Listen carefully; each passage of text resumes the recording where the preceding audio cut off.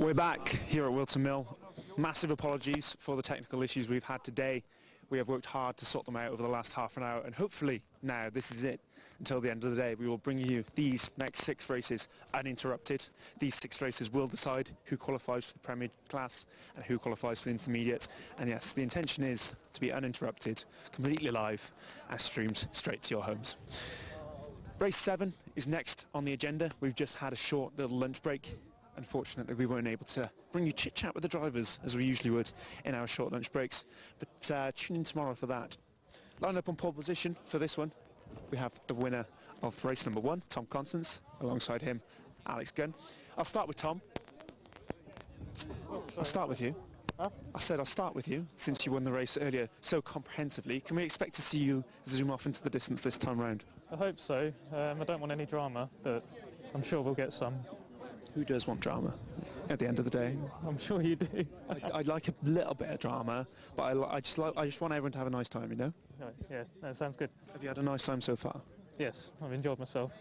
On a scale of not great to really nice, how nice a time have you had? Very nice. I want to keep that up though. So. Glad to hear it. Another win. Another win. Yeah, that'll be nice. Best of luck, Tom. I shall speak to you at the end if you do get that other win. Fantastic. See you then. See what Alex Gunn has to say about that. Alex, as mentioned, you went off at the first corner last time round, recovered well to second place. Can you keep it on the straight and narrow this time round and maybe shoot for the win? Well, the track's dry this time at turn 1, so that should be all right. I shouldn't make a mess of that one next time. It was the track's fault, not yours, was it? The track's fault, yeah, I'm blaming the track, yeah. No, we'll see. I'll see what I can do. We've had good results. We've been consistent today, so I think that's enough to qualify. Obviously, there's people like Brooks and Loughborough right here, so it's a good chance to get some good points for the season. So, well, we'll just see what we can do and crack on. Yeah, get on with it. So, brilliant. Thanks for talking to us, Alex. We're going to push down the grid. See who else we've got in race number 1. Spoke to Matt Bolton earlier. He pushed very hard to get back into this one. We've got Mr. Tom Taylor of Leeds on my left-hand side. Who haven't we spoken to is the question I'm asking. Diego, why did he stop last race? We won't ask Diego why he stopped last race, James. That's a matter for him. We'll talk to Chester. We haven't had Chester on the live stream at all. And let me get around this side. Chester are a brand new team to BUKC, and here we have, shall I call you the star driver? Star driver, Peter Butcher. Pete, tell us how you got on so far. Pretty good, thanks, yeah. Pretty excited to be this far forward, considering this is our first time, so yeah, I'm looking forward to this race. How are you finding BUKC so far? It's been brilliant so far, yeah. Really enjoying it. Looking forward to more. Glad to hear it. Did you have any karting experience before this? I've done a few of the British 24 Hours at Teesside with my team there, but yeah. So that's how you're so well in the know. I've only done a couple of them, and that's pretty much all my karting experience. So yeah. Glad to be here. Let's have a quick word with your teammates since we're all new. Tom, as team captain, how's it going so far? Yeah, I mean, I'm happy with my team. They're doing really well. I'm really pleased. Yeah. Appreciate it. How's Peter? Peter's doing pretty well. Is this surpassing your expectations? I mean, yeah, he's gone beyond our expectations, and hopefully he can do some more. Glad to hear it. Right, cheers guys. Thanks very much. Hopefully we'll see you many more live streams across the course of the year. I'm going to jump in behind you now to this man whose name is eluding me currently. Remind me your name? James Ryan. James, yes. You started third in race number 1. What are you doing back here? It was a bit of a banditry start, and then I got span round in the boot, so it was unfortunate. What are you going to do this time differently? I'm going to be more aggressive, I think, but not in a contact way, but in a focused way, and also like once the race is started, just chill out a bit more and enjoy it. Brilliant. And championship founder Will Chew is watching at home in the comfort of his living room. Do you have any special messages for Will? We miss you, Will, and thanks for setting all this up, and come back. Fantastic, thank you very much. Right, let's push further down the grid. We're around about 10th, 12th place here, but we shall push down. We'll have a word with Kingston in a bit. I think Andrew's in the next race, aren't you? Yes, we'll have a word with you in the next race. And Yui I wanted to have a quick word with. I'll come back to you guys in a second.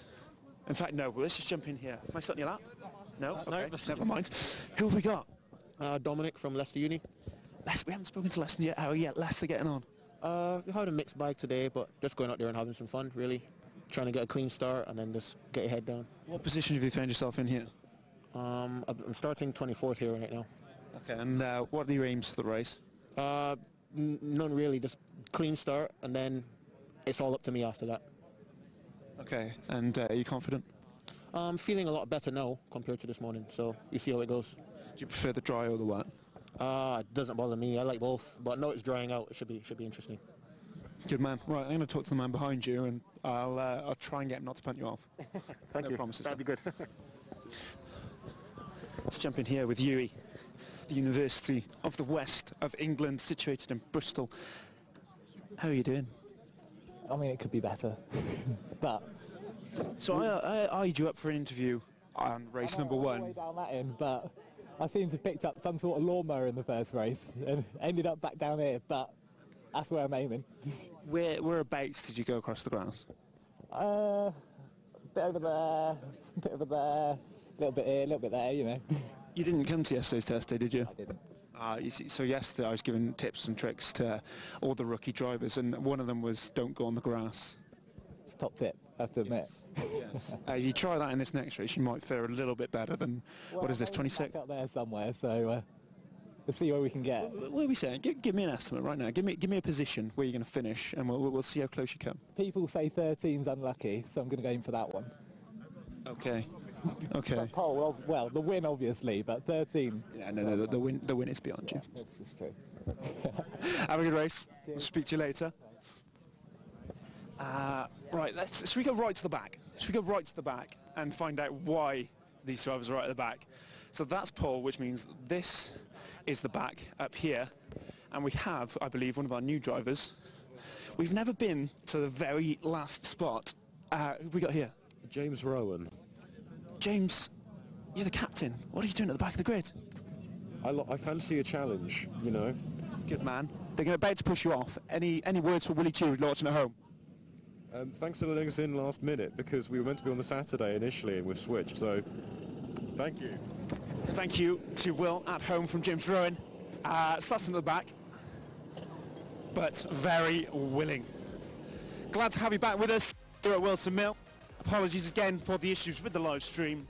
I will now reintroduce you to the lovely, lovely voices of Andrew Mather and Howard Mitchell, our top commentary team from Double Dash Motorsports Media. Thank you very, very much, Jacob. I hope, I pray we are back. Let's go for a grid, Howard, to kick things off the race. We'll go with the grid. So, we did mention all these drivers' names earlier, so I'm just going to talk through units here at the moment. Folks, Brunel A start this one from pole with Huddersfield A alongside Liverpool and Exeter B in the second row of the grid. We'll rush ahead of the graphics frame so we can play the US in the situation whilst the stream goes down. So yeah, Liverpool, Exeter B, Exeter A, 5th, 6th is Vita, Farrell A, 7th, 8th, 9th, 10th, Huddersfield C, Edinburgh A on row 6, and Southampton A and Southampton C on row 7. Row 8 is Royal Holloway and Chester, then it's Northumbria B and Brunel B on row 9. Regent's College and Kingston A round up the top 20, then it's Manchester A, Northumbria A, University of Wales, Trinity St David, Swansea B, Leicester A and University of West of England B takes us to 25th. 26th is University of West of England A, Leicester B at 27th, 28th for Coventry B, Bristol A at 29th and Sheffield Hallam B round up the top 30. Then it is Aston B, Edinburgh B on row 16, row 17 is Imperial C and Imperial B, and then row 13 is Exeter C and York. That's your grid for race number 7. Right, shall I go through the proceedings of what's happened so far? Let's. So this is the round so far. 4 races down for each team. Currently, Huddersfield A lead the qualifier with 227 points. University of Wales, Trinity St David's, Swansea A are second with 217. Then we've got a gaggle of carts in the 2-1 teams. Brunel A, Huddersfield B and Leeds A are all up at the front. Are we going around again, Howard? We are good for a start, mate. Okay then, Right, well let's get ready then through for race 7. This is the second group of races now and they begin now. Clean start, number 12 Brunel A, Thomas Constance cutting across. Great start for Liverpool, that's just what they needed. They've survived the first couple of corners. Alex Gunner's gone for it as well, and it pushed Tom Constance out wide, and I think that may allow The 47's come 47 through. Yeah, X to B benefiting from that. So that it's is Josh Craft at the wheel. Indeed, had a brilliant race one earlier on. Oh, it's Liverpool spin, and they've spun out of a high position, and that's going to be key for them because they have not had a good day so far. They needed a good result in this one, and it's not going to happen. Liverpool spin out of third place here in race 7. How important could that be for their hopes of staying in the mains? Yeah, we were about to update you all as to the situation. The headline for Liverpool is they need good results. Also spun are the number 11. They've gone round. So that is Northumbria A who have gone round there, and Charlie Knox. But it's X to B, well, it's an X to 1-2 at the moment, the B and the A kart. So this is Josh Craft for X to B leading the X to A kart with Jarvis Devon at the wheel.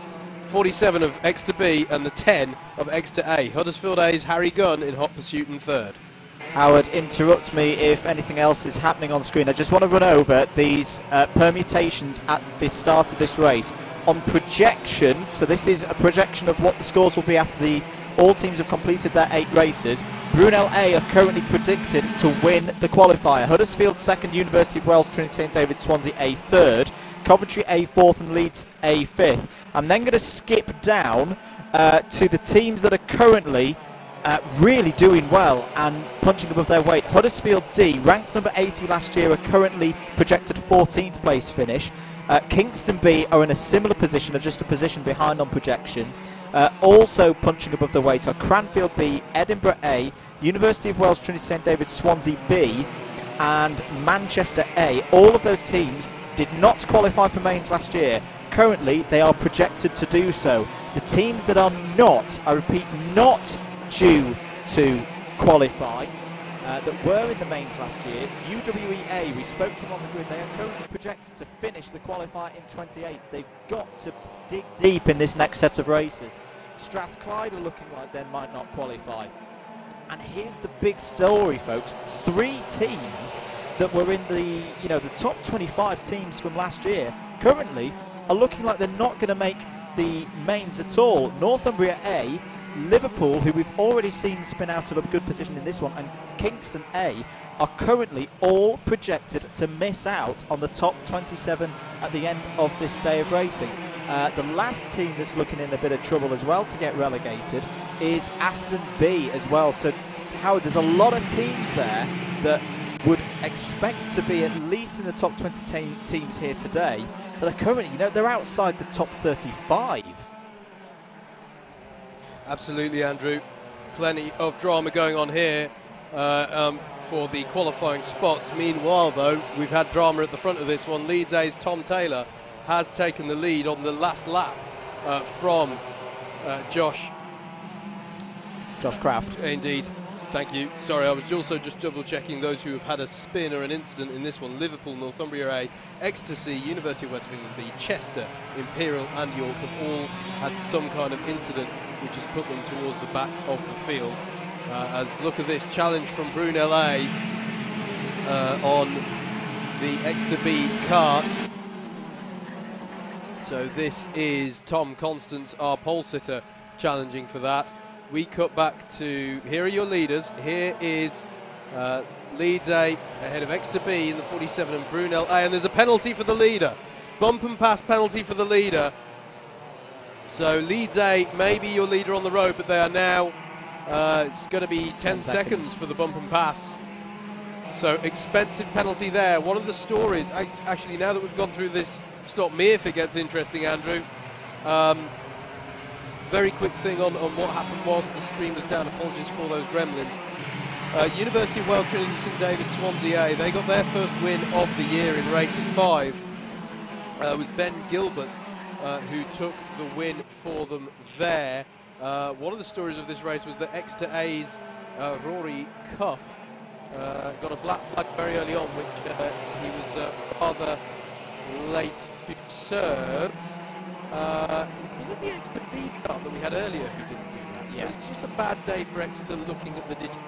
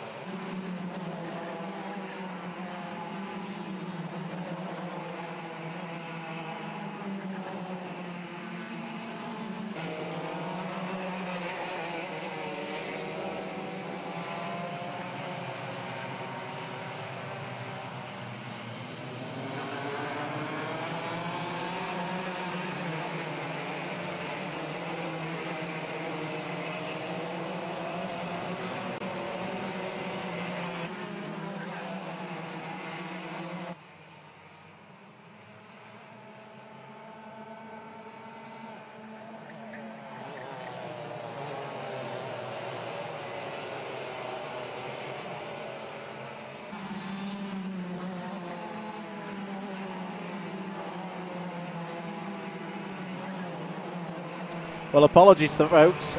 We've just seen quite an incident there. I hope you can hear us. And yes, black flag, I have to fully agree with that. Extra A, Thomas Constance, I don't know if we can get that on a replay downstairs, has got a black flag for an ABC takeout on their own teammates. That was one of the most bizarre instances I've seen in BUKC history. It was 3 wide into the last corner between Exeter A, Exeter B and Huddersfield A. Huddersfield, the meat and an Exeter sandwich, and poor Joshua Craft, and that's a move actually for second place on the road.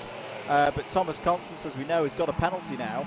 A black flag he's going to have to come in. Tom Taylor fights back, and Alex, and they both run wide. Oh, they both run wide, and Alex Gunn's going to say thank you very much and go through and into second place on the road. Now, the thing is, I'm pretty certain that Manchester C in this very race are ineligible, so that's effectively for the lead. In comes Thomas Constance to serve his black flag. I mean, Howard, we talk about the last corner a lot here at Wilson Mill, and how it is one of, because it's so quick and tight through there. You can get too wide through, but you have to give each other room.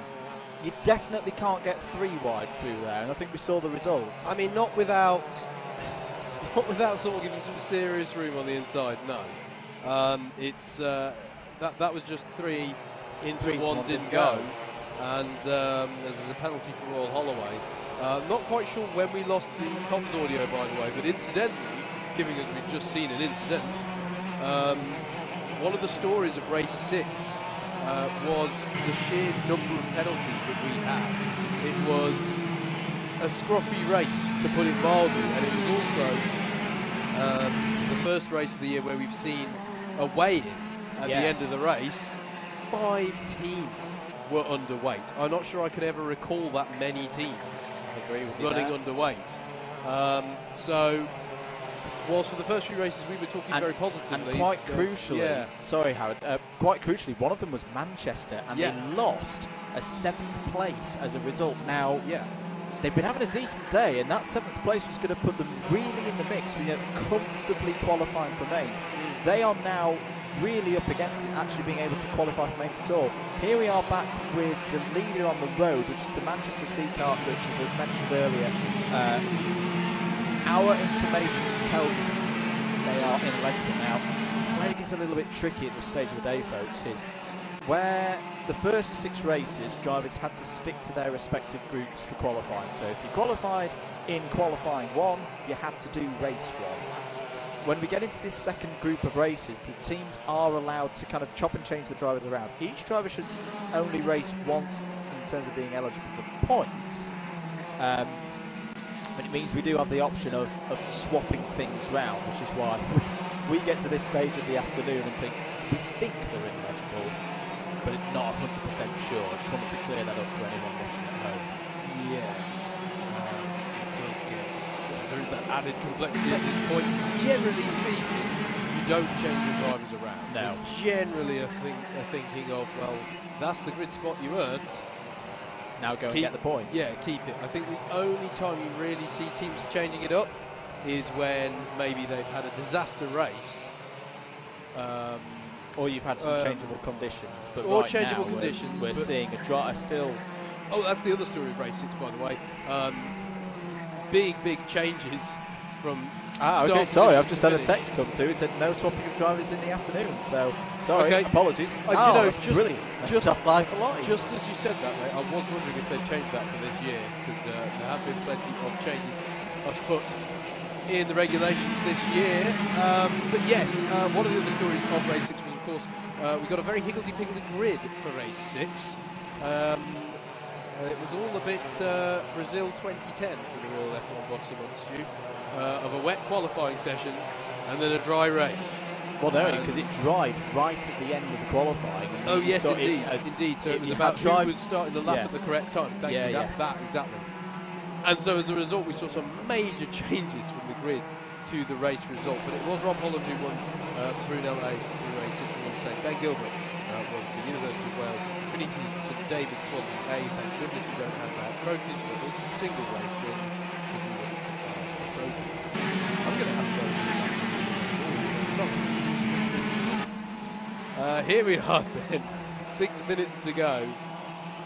we're looking at the effective lead of the race, as far as we are aware. And we've got a bit of a West Yorkshire derby going on here. Huddersfield versus Leeds.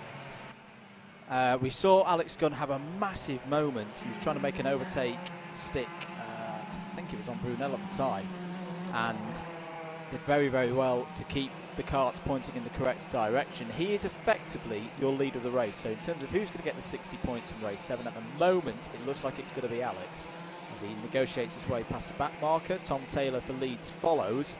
Brunel A. No, sorry, I got confused for a moment there between Brunel and Exton. Don't ask how I did that, but no, Brunel A are there on Virtue.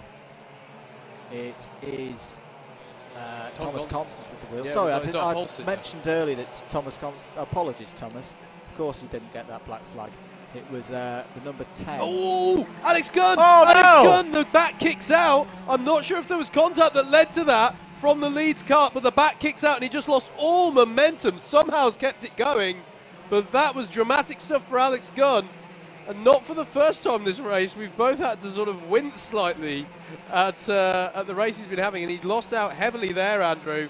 I'm not sure if we saw, couldn't quite catch if there was any contact that led to that, or if it was just the back stepping out on him, the rear trying to get away. But there he is, he's dropped down how many? 2 places as a result of that. So Tom Constance has now inherited second, and as far as we are aware, the effective points lead of this race, Manchester C being ineligible, as we say, Leeds A in second, with Tom Taylor at the wheel, having a good drive for them.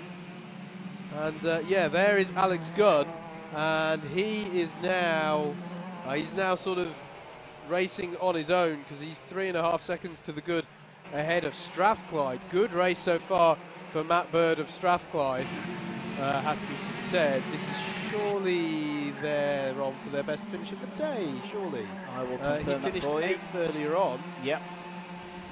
So 5th place at the moment for Strathclyde, not too shabby there. Now, of course, the interesting thing from this morning's running, Brunel have already taken 2 wins in race 1, where we saw Thomas Constance take the win for the 60 points, and in race 6. Now, they have got a 20th in there. They had a 20th in race 3, which was their second race. But hopefully, if they can keep this form up, get another win here, that might end up as a drop score. Brunel starting to get the scores together to maybe, well, a pretty good bet for a podium at the end of today. Maybe even take this win here on the Friday qualifier. Yeah, absolutely. Cone penalty for the number 84. They see in the red and white. Sheffield Hallam B. There's Swapping still places a lot there. of... Oh, someone's got a loose exhaust. I just heard that go past my commentary box window. Now we'll keep an eye out for, and an ear out for that as well. 2 minutes and 50 seconds of this race to go. Halfway through the action here today at Whilton Mill. It's the British Universities Karting Championship qualifiers for the 2019 Mains Championship. Andrew Mather and Howard Mitchell from Double Dash Motorsport Media in the box for you. Battles going on again with Sheffield Hallam involved. That's the 73 of York. It's a shame for York. York had a really good set of qualifying results this morning, Howard, but they've not really converted that into race finishes. Not really translated, has it? I was going to say just in the law that this is the most stressful afternoon of BUKC running all year, except for those who are right in the hunt for the championship towards the end. This is when everybody is on the edge of their seats, wondering if they're going to make it through. It's generally speaking impossible to know what on earth is going on in terms of your qualification spot, but you'll know if your races haven't been good. And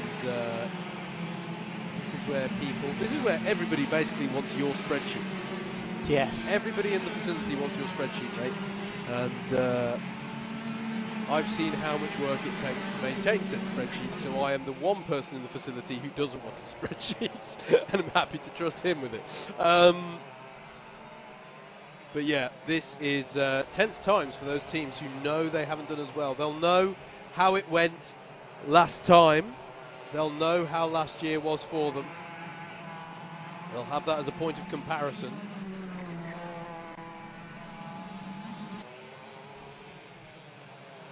we are looking for who will be going through.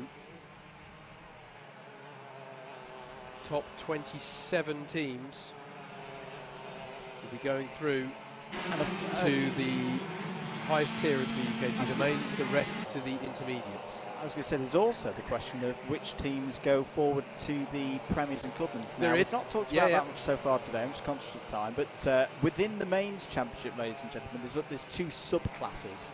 As the number 12, that's Bruno Lane, that's for the lead. That's a real mess being made there by the back markers, and it's lost Bruno Lane a lot of time there. All of a sudden, we are on the last lap now. Yeah. Well, these guys haven't made it onto the last lap. That's Manchester's. Oh, of course, yes. Manchester C have been shown the last lap board, but your effective leader for points here, Bruno Lane. Look at Tom Taylor in the Tony Kart suit, the green and white. He's right there. Oh, sorry, that is the final lap. That is the flag. So Bruno Lane survived by half a second or just over. Apologies, folks. Manchester C take it, but are ineligible. Bruno Lane. So it's a double win in terms of the 60 points awarded in each race for Bruno Lane, but my goodness me, that was a fraught moment right at the end for Thomas Constance. Absolutely, both of those. Everybody in that top 3 point scorers had hairy moments in that race, no doubt about that. There was the moment in the final corner for Leeds A, where they got sandwiched in with everybody. Bruno Lane on that last lap, and how Alex Gunn kept that going. I tell you, if the run from Inkermans down through the Zulus wasn't downhill, he'd have stopped. Yeah. He would have stopped. But there you are, race number 7, the win taken on the road by Manchester C. But our points winner is Brunel A and Tom Constance. Let's hand down to the grid.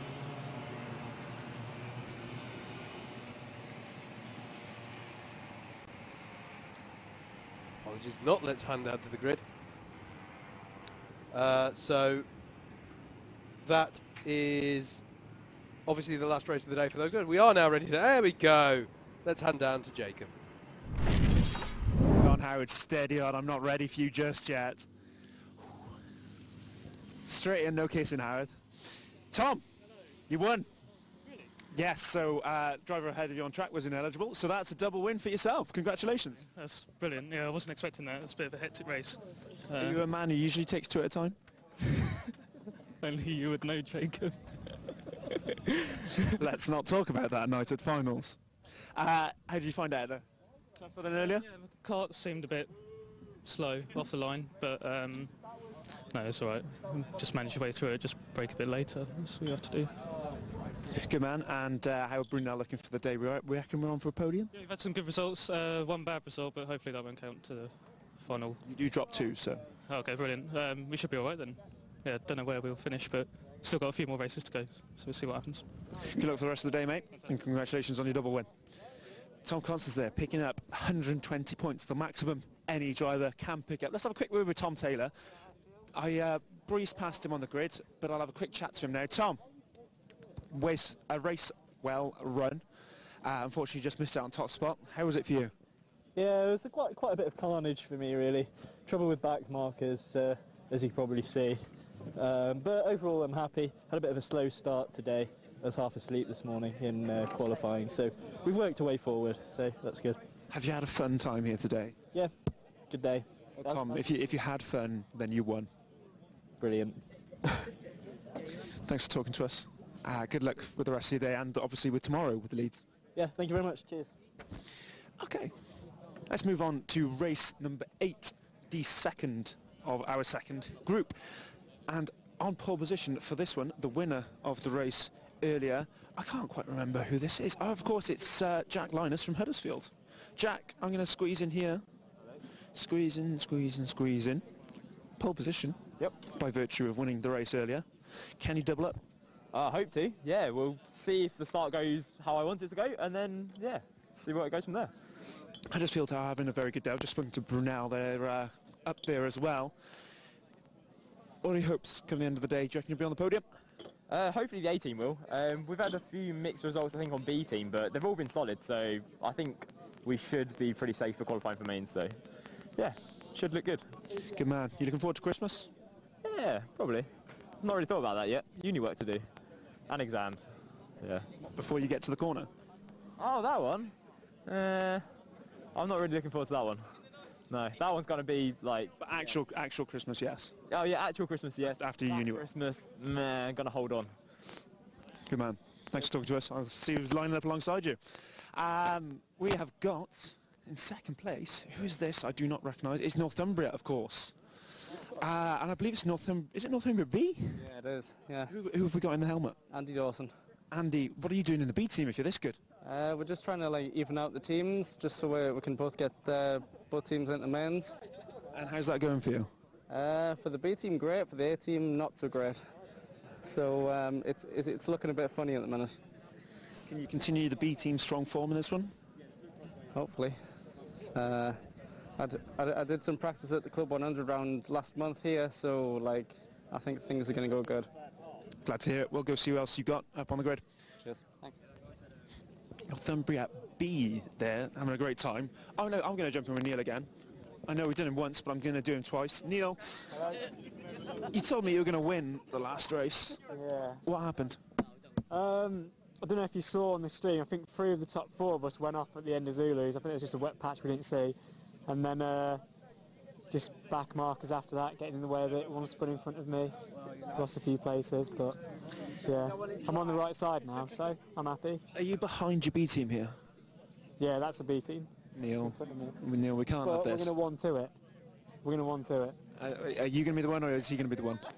I want to be the winner, but I guess we'll see. I'm going to push him into the lead. What happens, right, if it's the last lap and you're following into the boot, you're right on his back bumper, and he brakes too early? What's going to happen? Are you going to lunge him up the inside? You've got to lunge, haven't you? You've got to go for the lunge. I'm going to go ask him the same question, and we'll see what he says. Who have we got? Excuse me. Oh. In the B car, who have we got here? Matas. I've just had a word with Neil. Yep. He says, you're looking for the 1-2. We are, yeah. He says he preferred to be the one. And if, in the last lap, you are leading him into the boot and you brake early, he will lunge you. How do you feel about that? I mean, I'm not going to get into that situation in the first place. But I just don't want to get binned any time in the whole race. Good man. Are you looking forward to Christmas? Yeah, it's 2 weeks or 2 months, 1 month away. It's just at the top of the hill there. Oh, yeah, I was talking about another Christmas. Keep your mind on the job, Matas. All right? Good luck. I'll speak to you after the race if you win. Yeah, hopefully. That's the Coventry guys there. Let's jog back. Jimbo's just applying a fix to that exhaust by there. We do try and keep these karts in tip-top conditions throughout the racing day. We've been pointed to Kingston. I did say, actually, I'd jump onto the Kingston kart for a chat with Mr. Andrew Hunt. Andrew, how's it going? It's all right, actually. The B team's had a really good day. Yeah, we've averaged like 10th, we think, which is amazing for the B team. How about the A team? Really bad. They've averaged about 20th until Mr. James Mannion here just pulled a blinder out the bag. Didn't he have a spin earlier? Yeah, he did, but we weren't going to mention that. Okay. It's also his mum's birthday. Happy birthday, Mrs. Mannion. Happy birthday, Mrs. Mannion. I hope you are watching at home. Lovely to have you here on the live stream if you are indeed tuning in. Andrew, you qualified 3rd for race 1. You've dropped 1 or 2 places here. Can you make them back in this race? I hope so. I think I had a bit of a pace to spare. I was just mainly trying not to beat it in the wet earlier. Now it's dry. I'm going to proper rag it, see how it goes. Good man. And lastly, as a seasoned BUKC veteran, Mr. Willie Chew is watching at home from the comfort of his living room. Any messages for him? Get well soon, Mr. Willie Chew, and hopefully we'll see you back at one of these quite soon. Exactly that. Right then, thank you, Andrew. That was the guys from Kingston. Happy birthday to Mr. Mannion's mother. Let's have a wander through and select kart number 38. I don't think we've sat next to kart number 38 yet, but I'll tell you what I'm going to do is talk to the teammates. Who have we got here? We've got Chris Jeffer here. Jonathan speaking. How's it going? Not too bad. How are you? Not too bad. I didn't have a great first heat myself, but make up in the second one, hopefully. It's a team game. No black flags this time. Black flag this time would be preferable. What are the chances of this young man sat here in a dazzling blue overall? Top 8 easy. Top 8 easy, yeah. Where is he starting? I think he's 11th at the moment. Top 8 easy. That's ambitious. 3 places. He'll be all right. Maybe 5th. All right. They are getting underway for this race number 8. James has ducked out of the way. Alistair's going off there. Give me a little high five from Alistair. He would absolutely love to go out with my sister, but she's just a bit out of his league, unfortunately. If we're ready in the comms box, I can't see Andrew waving, I can't see Howard waving, and I'm very conscious that they came to me early, so I wouldn't want to repeat the same mistake as them. I'm nearly getting run over. Yes, they are ready for me now. Andrew is poking his thumb out the window and waving at me, which is a bit much, Andrew. Calm yourself down. Talk us through race number 8, though. I'm just so excited about this race. I am as well. Everything for the first time in the last hour. Happy birthday, Mrs. Manning, from the comms yes. box as well. Hello, Will Chew as well. Hello, Willie Chew. Let's take you through a grid. Right. Jack Linus starts this one from pole in the number 18 Huddersfield B car with Andy Dawson alongside in the Northumbria B car. Interesting strategy they were talking about splitting their driver talent across the 2 teams. Can work, can go horribly wrong. Anyway, Imperial A start 3rd with Stephen Moffat, and then Matas Grigalauskas starts 4th for Coventry B. 5th place is Kingston B with Andrew Hunt. Neil Vincent is 6th for Coventry A. Yannick Brandt had a brilliant drive earlier for Queen Mary. He starts 7th for them. Jack O'Toole starts 8th for Aston A. It's an all Huddersfield row 5 with Aaron Walsh for Huddersfield A and James Brickles for Huddersfield D, running up the top 10. Row 6, row 6, sorry. Southampton B with Chris Sheffer at the wheel, and Nottingham C with Patrick Kasaric. 13th on the grid, Southampton C with Christian Toma, and then it's Alberto Rodriguez starting for Cranfield B in 14th. 15th is UWTSD Swansea A with Jeffrey Ellis at the wheel, and then Leeds B have Robert Starley running up the 8th row of the grid. Row 9 is Exeter A with Alistair Mallard and George Story for Northumbria A. Row 10 is University of West of England A with Corey Richards at the wheel and Nottingham A with Chris Gristwood at the wheel. 21st on the grid is Imperial C with Xingjuan Zhu at the wheel, and rounding out row 11 is Bristol B's Benedict Thom. Row 12, University of West of England B, Christos Michael at the wheel of that one, and James Denny in Exeter C. How are we for a start? Are we going around again, mate?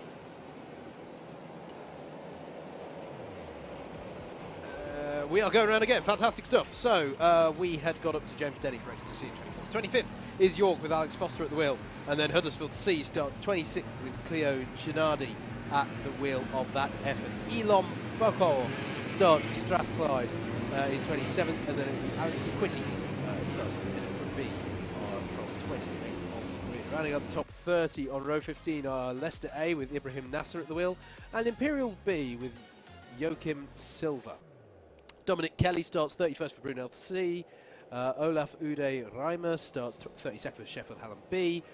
Payush Goyal starts for Manchester C in 33rd. Edgehill have Adam Sears going for 34th. Coventry C have João Pinto starting for them in 35th. And 36th is Rutvik Parepa for Manchester B. That is your grid for race number 8 of day 1 of the qualifiers for the 2019 British Universities Karting Championship season. This is your Alpha live stream. My name's Howard Mitchell, and his name is Andrew Mather. Hello, I'm doing the maths. I'm sorry, that was the wrong time to cross over to you. Oh, let's do a race start. It's true, though. That's his name. Right, coming round here, then, is Jack Linus to lead them away in the 18 car. Alongside him, Andy Dawson in the number 52 Northumbria B kart. Drivers have to keep in those tram lines. Eyes on the lights. Engine notes rise, and we're away for race number 8. And oh, there's a driver off to the left already before he's got to the start line. As Jack Linus leads them through, there's 2 karts off as well, at least into turn 2. Aaron Walsh of Huddersfield A is one of 54. Them. Strathclyde 54 were off to drivers left before the line, and Huddersfield A have already spun out at turn 2. So that was Aaron Walsh going towards the wall, hit it quite gently, but spun out nevertheless. He'll have to get bump started. Look at the start Jack Linus has had already going into the boot, and then it looks to me like Andrew Hunt of Kingston B, as there's another driver around there in the boot. Stephen Moffat, Imperial A, number 30. Oh, so 3-0 spins there. Black flag. Queen Mary've got the black flag for an ABC on lap 1, but what a start. I'm wondering if that was Huddersfield A, by the way, because there was definitely some contact involved there. But what a start indeed, sorry Andrew, for Jack Linus in the Huddersfield B kart. Kingston B a second. Aston A have got themselves up to third. That's Jack O'Toole. Great start for him. Just as the problem there for that's the 38. Yeah, I think that's a back marker. B. Who, yes, indeed. I think was trying to get out of the way of some of the front runners coming through and maybe lost momentum coming out the corner there. Had a few questions coming in regards number of points needed to qualify. Previously, the last two qualifiers, the last few years, it's been about 265 points. I know I'd had some questions earlier in the week about whether that would go up with there being more races. It is slightly going up. It's at 277 right now. So this race we will start to see teams already achieving that. The driver getting recovered on the back straight, I've just seen out the window, Andrew, was trying to keep the kart going all the way down the back straight and didn't make it happen. So we've got a few drivers out there. Northumbria B have had a spin, York have had a spin, Huddersfield C have had a spin, Imperial A we mentioned, Huddersfield A we mentioned, Southampton B we mentioned. But keep an eye on the timings, folks, as look at this, Aston A, Jack O'Toole working his way through the traffic. He's got the 20 of Coventry A. He's got Neil Vincent right with him and challenging there. Bit of a gesture there from O'Toole to say, I'm not sure that was the best place to try it, mate. But this is the battle for third. Up ahead of them is the high-vis helmet of Andrew Hunt. And look at this. Neil Vincent pulls to the inside. He's going to go up the inside of Aston A's Jack O'Toole. There's the 32 of Coventry B as well. So Coventry A and B running well here. But Neil Vincent has, well, they spoke about the 1-2 to Jacob on the grid. Well, they're starting out in the best way, working their way up through the top 10. So it's now Huddersfield B with Jack Linus at the wheel in the lead. Kingston B have Andrew Hunt in second place.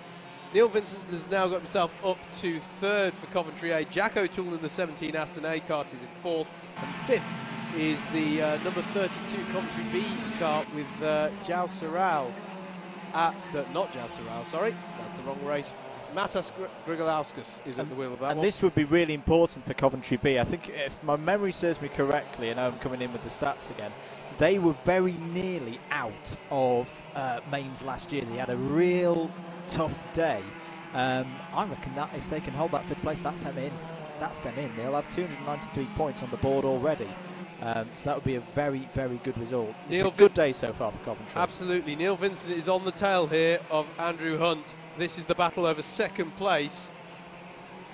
And there's a feeling of predictability about this. You feel like Neil has the pace here for Coventry at the moment to take this spot. Andrew Hunt is running well, though, in the 78 Kingston B kart.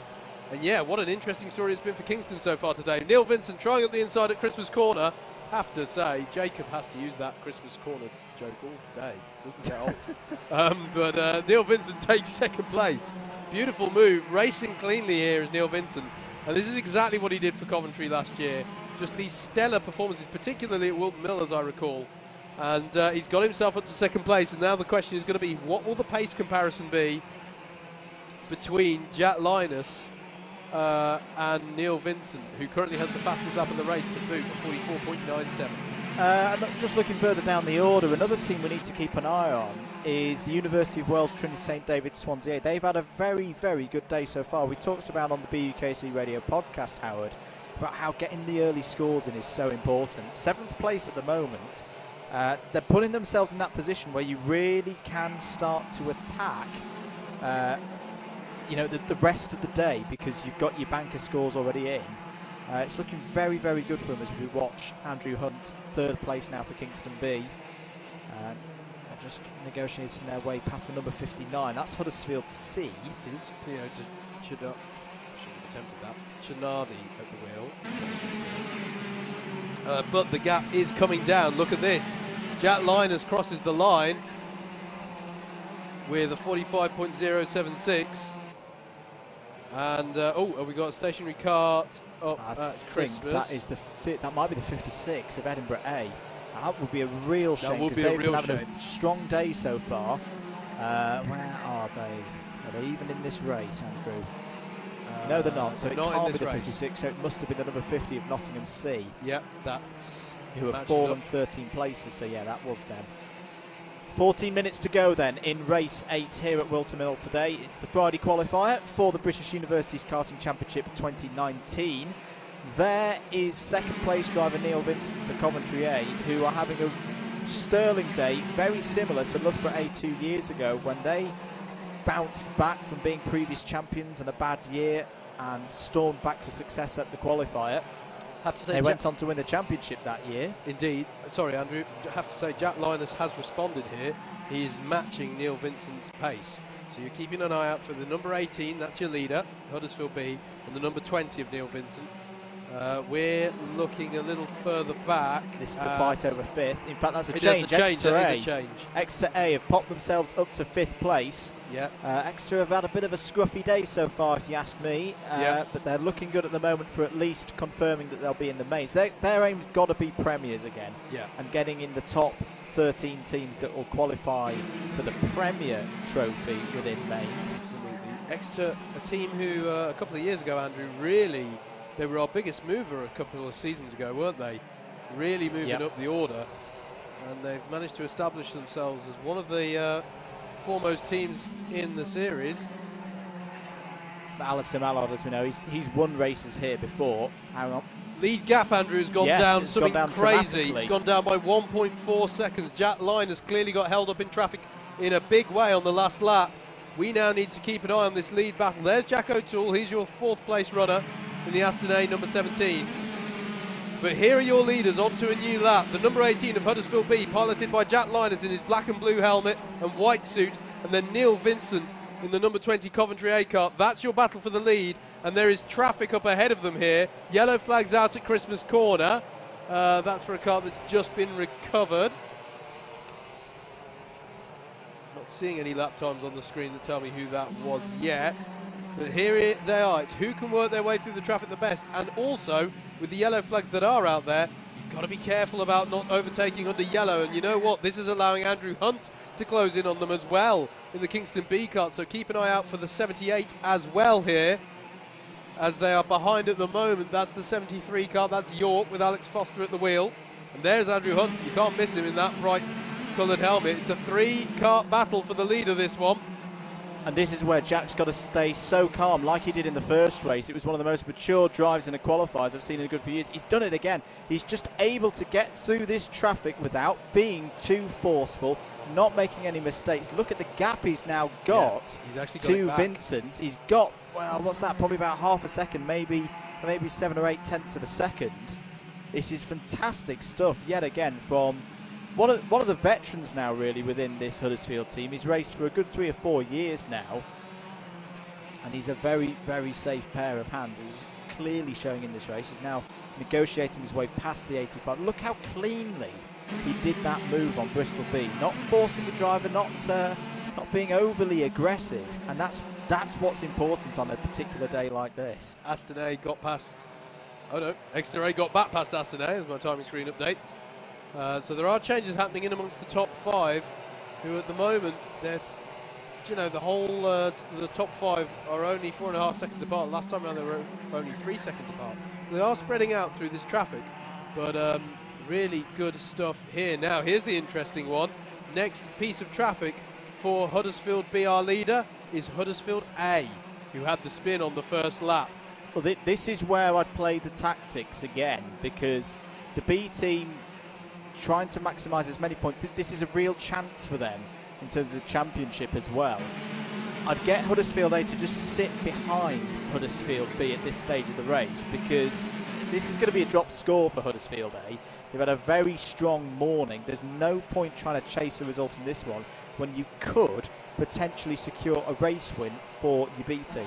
Yeah, absolutely. If they can signal to the driver, and Huddersfield are an experienced squad, so I imagine they have got the capacity to do that somehow. They'll have some hand gesture or something that tells them you need to let the next guy through, and ideally, not obviously you can't, as Jacob said earlier, we have no Ocons racing today, but it's perfectly within the rules to, you know, there's no blue flags, you're not obliged to get out the way. As far as I'm concerned, all's fair in love and war. Alistair Mallard working his way through the traffic now. 4th place still for X to A. Good battle happening over 6th place, Andrew. Coventry B, UWTST, Swansea and Southampton C separated by mere 1/10 of a second. That's Matas Grilauskas leading that one at the moment. Jeffrey Ellis in that battle for UWTSD Swansea. And Southampton C have Christian Tomer at the wheel. Who are we looking at here? We're looking at number 37, University of West A.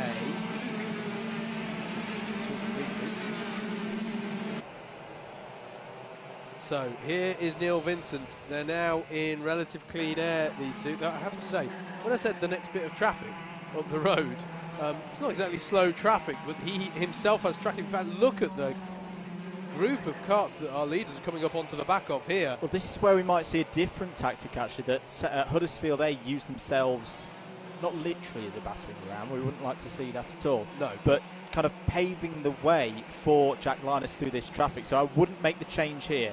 Don't make the swap here. Just you have Jack just sit. There you go. Just sit behind the A cart. And as the A cart starts to part through those carts, Jack makes his way through. That was really nicely done there by the number 18. Yeah. Oh, goodness me, there were back markers fighting amongst themselves. Neil there. Vincent here has Neil Vincent now trying to deal with the traffic. Yeah, difficult job of picking up the beat. He's just too far behind Jack Linus to use that whole, leaders coming through as a group trick, where the first guy who comes through and the back marker thinks, okay, this guy's coming through. And yeah, this is great work from Huddersfield. But no, look at that. Neil Vincent's got right back on them. But Yellow for yellow out at the final corner for something. Cart, there's a pusher cart on the rounds down through turn 1. There is. So that's that. How long have we got to go? 7 minutes. And here is the Huddersfield. And now are they doing the switch? No. Yes, they are. Yes, they are. I think. Yeah. And now good teamwork. Aaron Walsh, excuse me. Joe Walsh. Aaron Walsh of the lot of traffic team. Yeah, this is the trouble, isn't it? And where's Neil Vincent in all of this? Well, he's alongside Aaron Walsh just then, but can't get past, I believe, into the boot. Really well done by Linus yet again. He got through all that traffic. Oh, clear move there. Neil Vincent up the inside, and he's got through. That's big. That is really big. He's cleared Huddersfield A now. Now, will Huddersfield A try and fight back here? They are allowed to. Again, no blue flags. And more traffic for the leader. You could see the concentration in the eyes of Linus there. Can he work his way through this pack that's all fighting over positions? Oh, and someone on the grass there, was there briefly? They certainly were getting quite 2-3 abreast this there. is right in the middle of the field. This is all about 15th place that they're coming through here. A high-risk situation here. Exeter A have just got past Kingston B, by the way. And the A team's got back past Coventry. Huddersfield A have got back past Coventry and are back into defensive mode again. There you see the number 20 of Neil Vincent trying to get around. This is really tense stuff for Huddersfield B and Huddersfield A working together so well. Linus will cut to the inside of this back marker. This is the 99 of Imperial C. Vincent nearly had a run. Does he have a run? He does have a run. No, he doesn't. He goes to the outside, and meanwhile Aaron Walsh tries to go up the inside of a back marker. This is how you play it when you're a lap down. As I say, Alistair Mallard has got up to 3rd place for Exeter A. He's now past Andrew Hunt, who's having a brilliant race, by the way, for Kingston B. And don't forget as well, I mean, they say he's not really fighting for a race result in this one. Huddersfield A are, and up the inside again, 3 wide into the boot. Is this going to work? Oh, Vincent backs out of it, and that was very wise to do that. He's now going to get bulked by the rest of the 99s in the way as well. Oh, the 99 cuts across. That's not very nice from Imperial C. Yeah.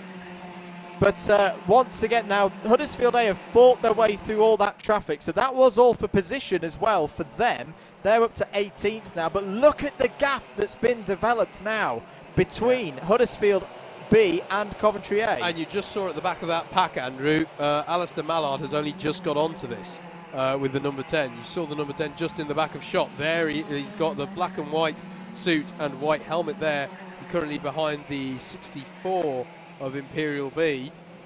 There he is, there's Alistair Mallard. So there's your third place driver, who's now pulled out a gap on Andrew Hunt. But the question is whether he can get onto the back of these. Oh, great save. Wow. What a save that was from the number 64. That was Joachim Silva in one of the Imperial carts being squeezed off a lit. That was a little bit too aggressive in my book for a qualifier day.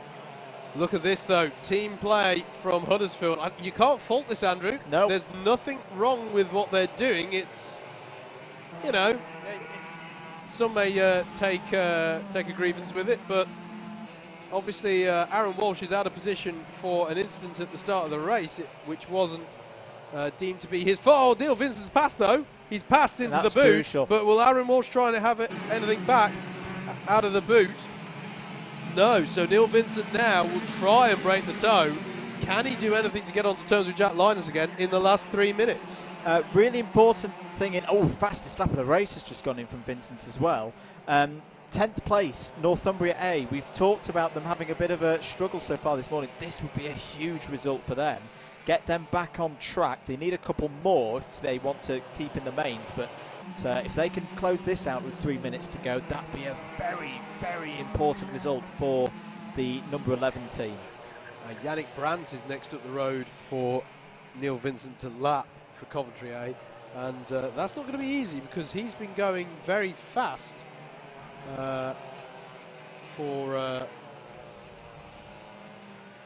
for his team, for the 81 squad, for Queen Mary, but he's down a lap as well because he got a black flag.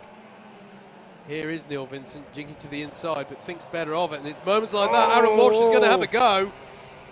If Vincent doesn't go for it, Walsh will. Stays as you were.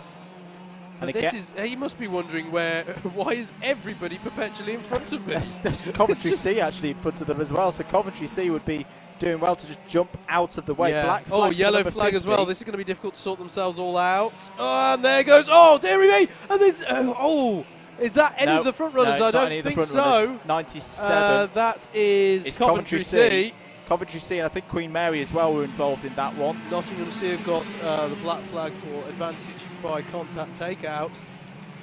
Well. That's important. Yeah, it might be. Yeah, I was going to say, what just happened there may have been crucial to some of our teams struggling to keep themselves in the qualification positions.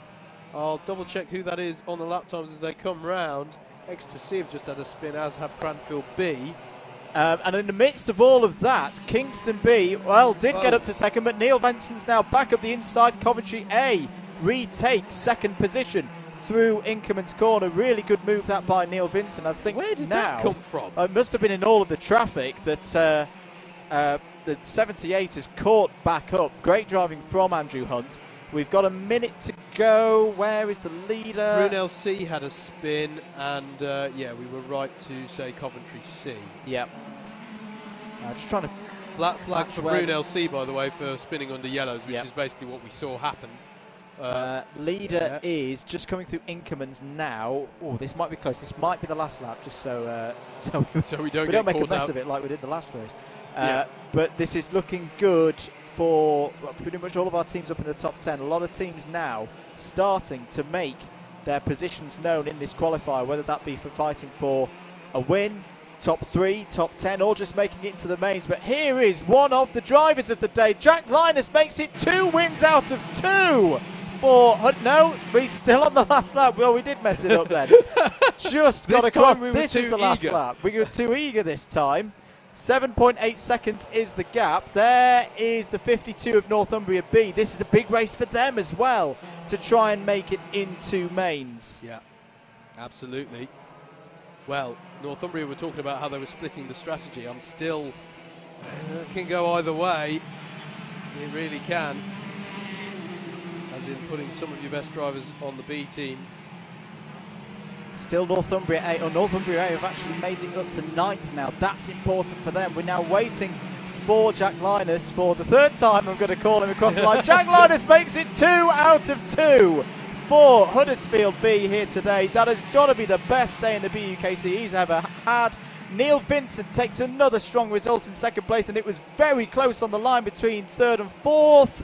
Hunt takes it. Andrew Hunt takes third place for Kingston A by 0.06 of a second over Alistair Mallard in fourth. Aston A, strong result again for them in fifth.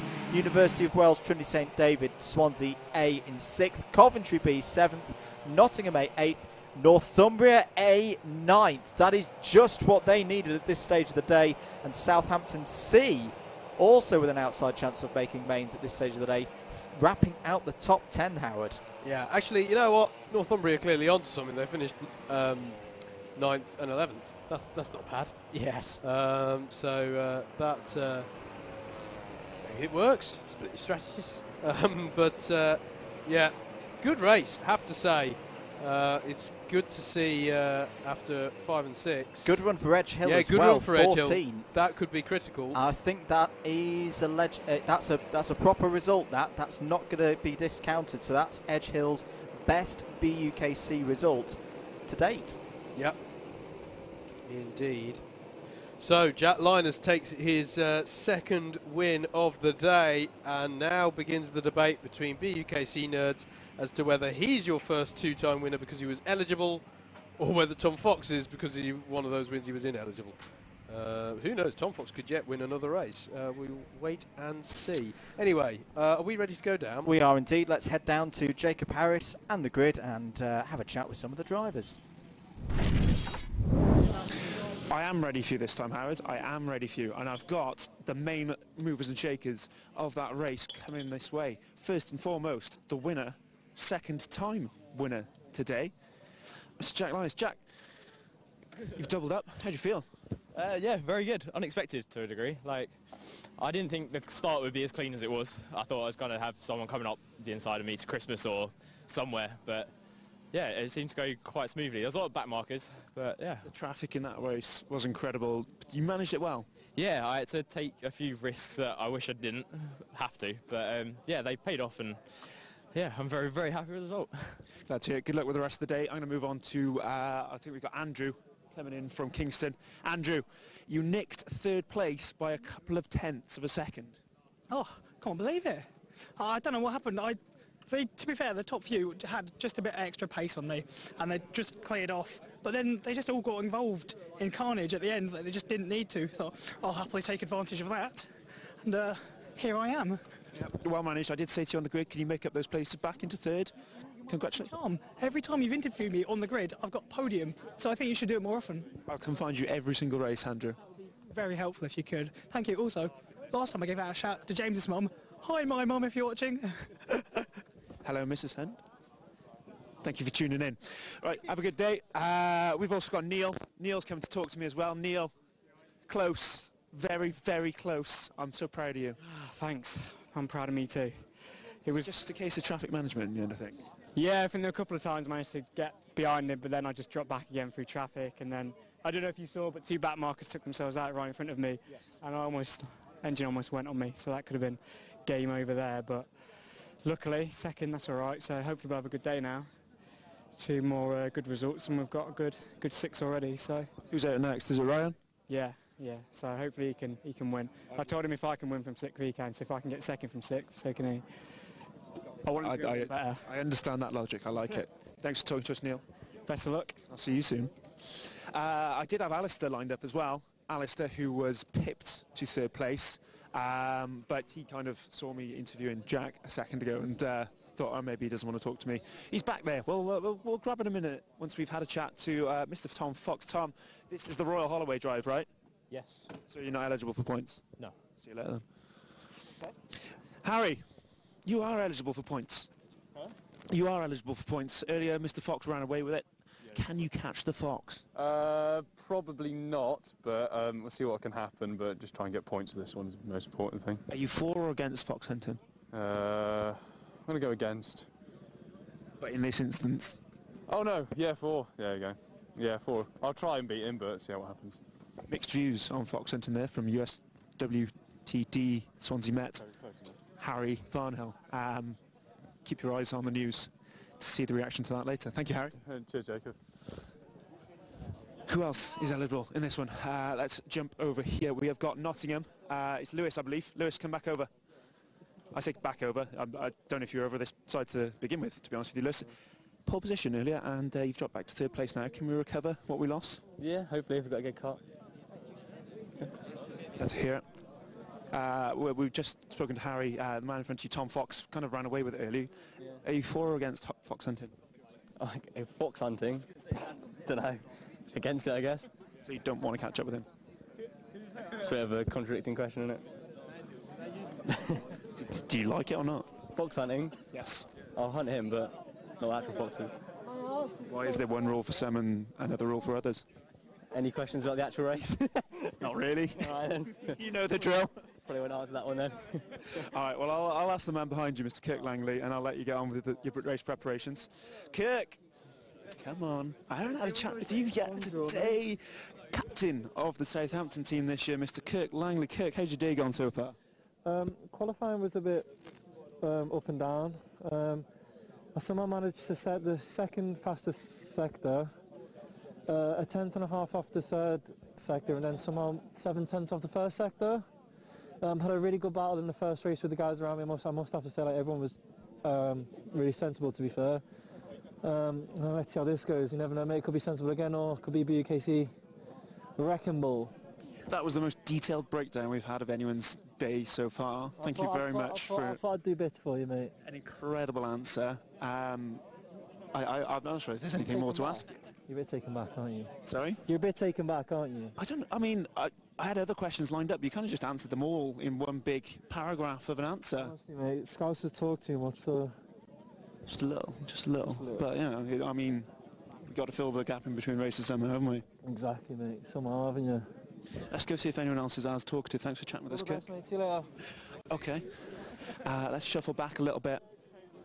Squeeze in by here. We've had you.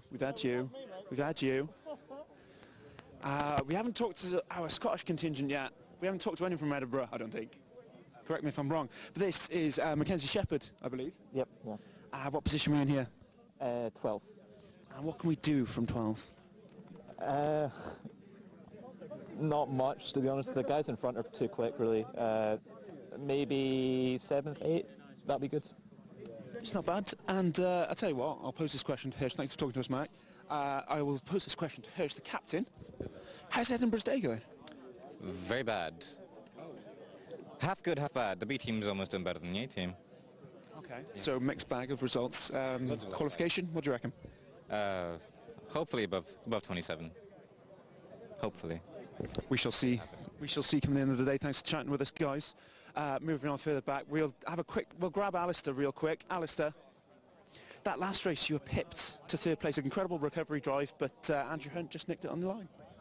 Well, I think he had it for the whole race, so I didn't quite get it. I don't think he pipped me. You had him at one point. You lunged him at the top. No, I did, yeah. Yeah, but then there was a mess here, and we were all sort of skating around, and then, yeah. Good recovery drive, nonetheless. I'm going to have a word with our friend in the car here. Who's that? Mr. Karting himself, Konstantinos. First and foremost, at the test yesterday, you, I believe, were guilty of punting me off at the bottom of the hill. Yeah, I was guilty, and I said sorry 2 times or 3 times. Well, profusely you've apologised. I just thought I'd let the world know that I didn't spin of my own volition that instance. Alistair refers to you as Mr. Karting. Can we expect to see you live up to that name in this race? Hopefully, yes. Yeah, we'll try the best. Tell us a little bit why you are Mr. Karting. I don't know, just I've been racing from a very young age, and this is basically my second nickname. So that is basically it, yeah. Good man. And how are you finding BUKC so far? I think it's very exciting, very good. I mean, all the competitors are very good.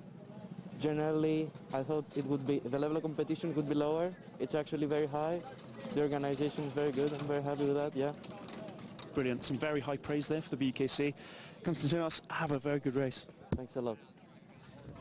Oh, I've still got it. Okay, we've got a little bit more time, so we'll jump. How come you didn't get, come in here.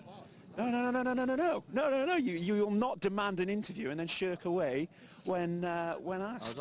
Which race did you win? 6. So the live stream went down for your race, but I went to look at all the footage and it weren't there. Massive apologies. We can only say sorry for not streaming that race.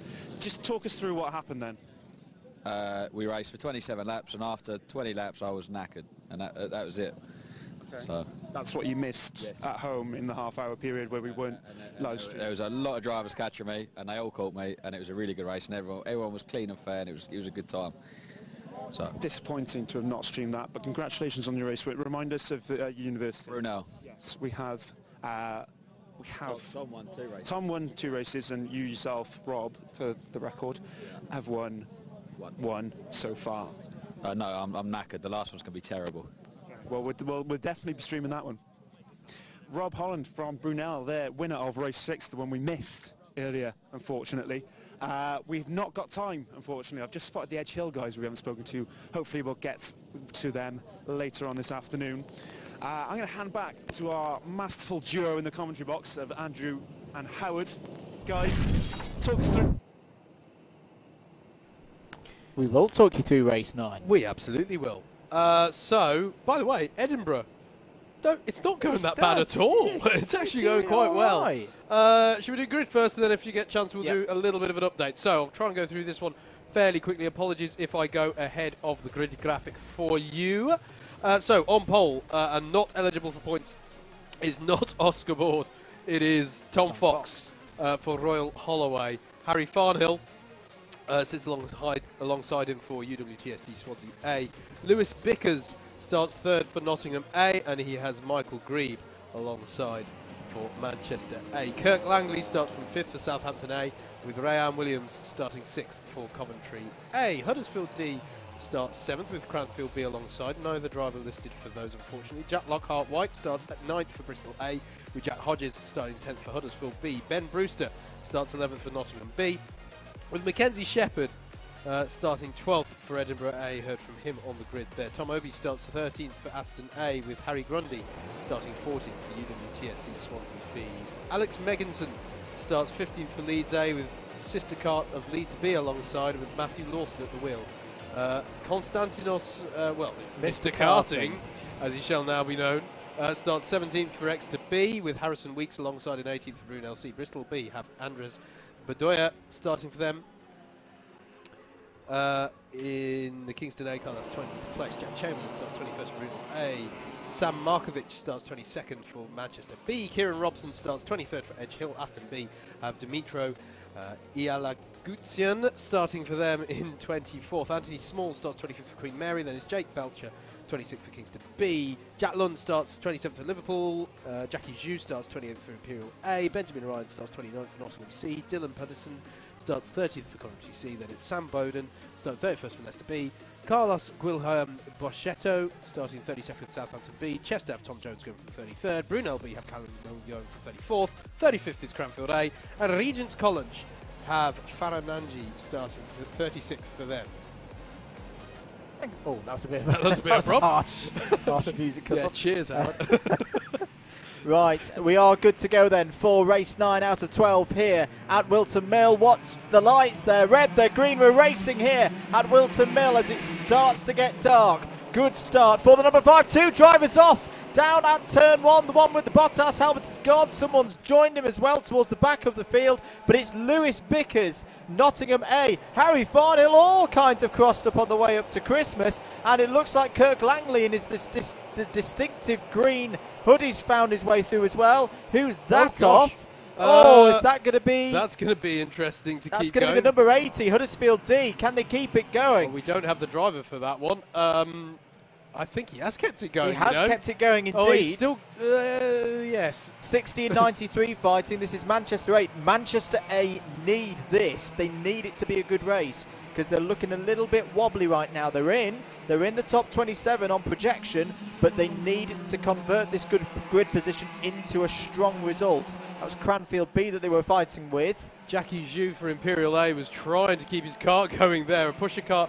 It's always drives off in the last corner. That's the 17 of Aston A. That's Tom Obi. That's the first time they've had a problem today. So Aston A are in trouble, and who else is falling down there with them? I think it might be Leeds B. There's quite a few drivers there, Howard, who've had problems on the first lap. Yeah, absolutely. So bad lap all round for Aston. Aston B, Manchester B, Bristol B, Aston A, Leeds B, Kingston B, and Imperial A all had issues on that first lap. Unfortunately, who's that? There's someone stopped at pit entry. Is that? No, that was just getting one of the last one going. Okay, again. sorry. Nottingham A lead. Swansea Met A second. You see the spot. Oh, who's that off? It's the number 70 something. It's not one of our leaders. I think it might have been the 78 of Kingston B. There definitely is a kart stationary at pit entry, mate. Oh, at pit entry? Yeah, pit entry. Right. No, sorry, I misheard you there. No, there is a driver stationary at pit entry as darkness falls. Floodlights have gone on here at Whilton Mill. We're racing into the dark. We're looking at the number 7 of Kirk Langley, racing third for Southampton A. Good start for him. And he's currently chasing the 28 of UWTSD Swansea A. Harry Farnhill at the wheel of that. Nottingham A have Lewis Bickers in the lead of this one, but the gap, as you can see there, is tight as you like. In fact, it was just 3/10 as they crossed the line. So we've got to keep an eye here. Just a little way up the road from Kirk Langley here. We need to look at the top 2 who are ahead of them. It was the 78 of Kingston B who were off there with Jake Belcher at the wheel. Just a little further on up the road from this is the battle for the lead, which is now hitting the first of the traffic. Let's have a look at projections, because now it's getting interesting, and this is going to be a key race. Looking at our teams that are promoted and relegated from the respective divisions, here is your list of teams currently being promoted into mains. Edinburgh A, they're not having a bad day. I don't know why they're not happy. Black flag for Coventry A. That's going to be big for who wins the round. We'll come back onto that later. It's for an OTY overtake under yellow. Manchester A, currently 4th in this race, as the battle between the leaders. And Harry Farnhill cuts the inside and is through. Great move by Harry, and he leads once again in the BUKC. Getting past Lewis Bickers for the lead there, and Kurt Langley in the number 7 is right with them now through the traffic. Also currently looking like they could get into the mains after a break away from it. Huddersfield D, Cranfield B as well, currently 5th in this race, so this would be a good result for them if they can convert it. Kingston B and Southampton C. So those are the teams currently who weren't in mains last year, who, based on current results and projections going forward, would qualify. The ones that they would replace would be Aston B, as there's a battle again for the lead. Bickers points to say, come on, let's work together, let's actually crack on with this and break away from Kirk Langley in the 3rd place Southampton car. So sorry, just to go over the teams currently looking like they're going to be relegated out of the mains. Aston B, Northumbria A, but they are on the move. Liverpool, Strathclyde, Kingston A and Imperial A. Those are 5 teams at the bottom there, Howard, that I did not expect to be reading at the start of the day. No, I mean, Kingston A, Imperial A are not. Yeah, there are several teams here that are a bit of a shock to us here in the box. As Kurt Langley now today. Yeah, yes, indeed. Kurt Langley is right on the back here of Lewis Bickers, the 7 of Southampton, chasing the 5 of Nottingham A. That's for 2nd place. Just going to give Harry Farnhill a little bit of breathing space, is it, at the front of this one, else they're in clear air, not going through any of the traffic. Exeter B's just got past UWTSD Swansea B for 9th place. Royal Holloway as well are on the move. They've just got past Nottingham B for 12th place, and Brunel A have just past Leeds A for 15th. So there's plenty of battles going on throughout the midfield here. One of the curses, I'm afraid, of the BUKC is we can never quite show you all the action, because all the action's everywhere, all of the time. This is also an important race, Howard, for the 106, currently in 10th place. Oh, code penalty for Liverpool. That is not what they need. No. The 106 of Swansea Met B, they're currently sat outside the top 27, but they've got a couple of good scores in the back pocket, and they were DQ'd. They were one of the 5 teams disqualified from race 6. As I say, currently in 10th, they're on the move now as well, trying to get themselves in the top 27. Yep, absolutely. As we race into the darkness here, on our, traditionally we'd be on our penultimate race of the day. I was about to say, how are we on the penultimate race? And the answer is we're not. We're miles off. We're miles off. Such is the schedule that we're doing. It's an ambitious schedule. Has to be said, fair play to all the Club 100 guys for making this one possible. Here we go, though. Best run that Kirkland has had, though, for second place. Southampton A tries at the inside of Nottingham A, and it's not quite on there. Racing room given, though, but no opportunity subsequently at the Inkerman's hairpin. Next, they'll turn left into the Zulus, left, right, left, onto the back straight, and head towards the boot section. 4 corners, which unsurprisingly make the shape of a boot. No prizes for guessing that. They'll go left, then they'll go right, right, right to finish the lap. Is there going to be an opportunity into the last corner? Langley thinks better of it. We have seen a few eventful manoeuvres happening in there. Don't run too wide over the cattle grid. Then you chuck it into the Oblivion left-hander, which is followed by the crook. 1 and 2. The crook up the straight. This is technically called Fine Lady, but it's barely a corner. And here he is up the inside. Was he letting him through there? I'm not quite sure what that was. But then through Christmas Corner, through the left-hander, and then we're back to Inkerman's. That was a lap of Whilton Mill, albeit not starting from the start. Yeah, you get the idea. We'll be back here, of course, tomorrow, and indeed for our big finals weekend, when we'll run the alternative layout all the way. Gosh, it's April, isn't it, when we'll be back here. Between those points, we shall go around the country. It all kicks off at Butmore Park for round 1, although I always think, bear in mind, this is round 1 or round 0, however you want to think of it. Championship points are awarded here. Whoever wins today also leads the championship, and will jointly lead the championship tomorrow with whoever also gets the 60 points. And also for the first time, because everybody who competes in the intermediates, the championship formerly known as the Rookie Championship, because everyone who competes in that this year for the first time ever has to be here at qualifiers. You can't just turn up. This is also the first time where championship points are awarded in that category as well. So whoever doesn't quite make it will at least be your leader in the intermediate championship. They will be indeed. This is the point of the day where I start to make a couple of people a little bit sad. Oh, is it? Are we going to go through those? This is the point at which I start to get the pen of doom out and start to cross off some teams' chances of getting into mains. If the race was to finish right now, the next list of teams would not be able to beat the projected scoreline that you would need to get into mains. They would be Manchester B, York, Imperial B, UEB, Brunel C still could, okay, they're still alive, Imperial C, Bristol B and Exeter C, and then these 3 we've pretty much known from the start of the day because they've only had 2 eligible drivers in their teams. Manchester C, Royal Holloway and Regent's College. Yeah, they're not going to make mains. I have to say though, you know, sometimes we like to acknowledge a bit of banditry in the BUKC. Regent's College did impress me mightily in race 6. 40 seconds of track limit penalties as Kurt Langley goes for second place. And a bit of a point to the head to say, well, usually that's the gesture for what were you thinking? I haven't seen Vickers do anything untoward. And now he's just saying, just let's work together to try and catch up to Harry Farnhill. 1 second is the gap. There you just saw Farnhill at the bottom of your shot in the number 228. They did also haven't got those track limit warnings, by the way.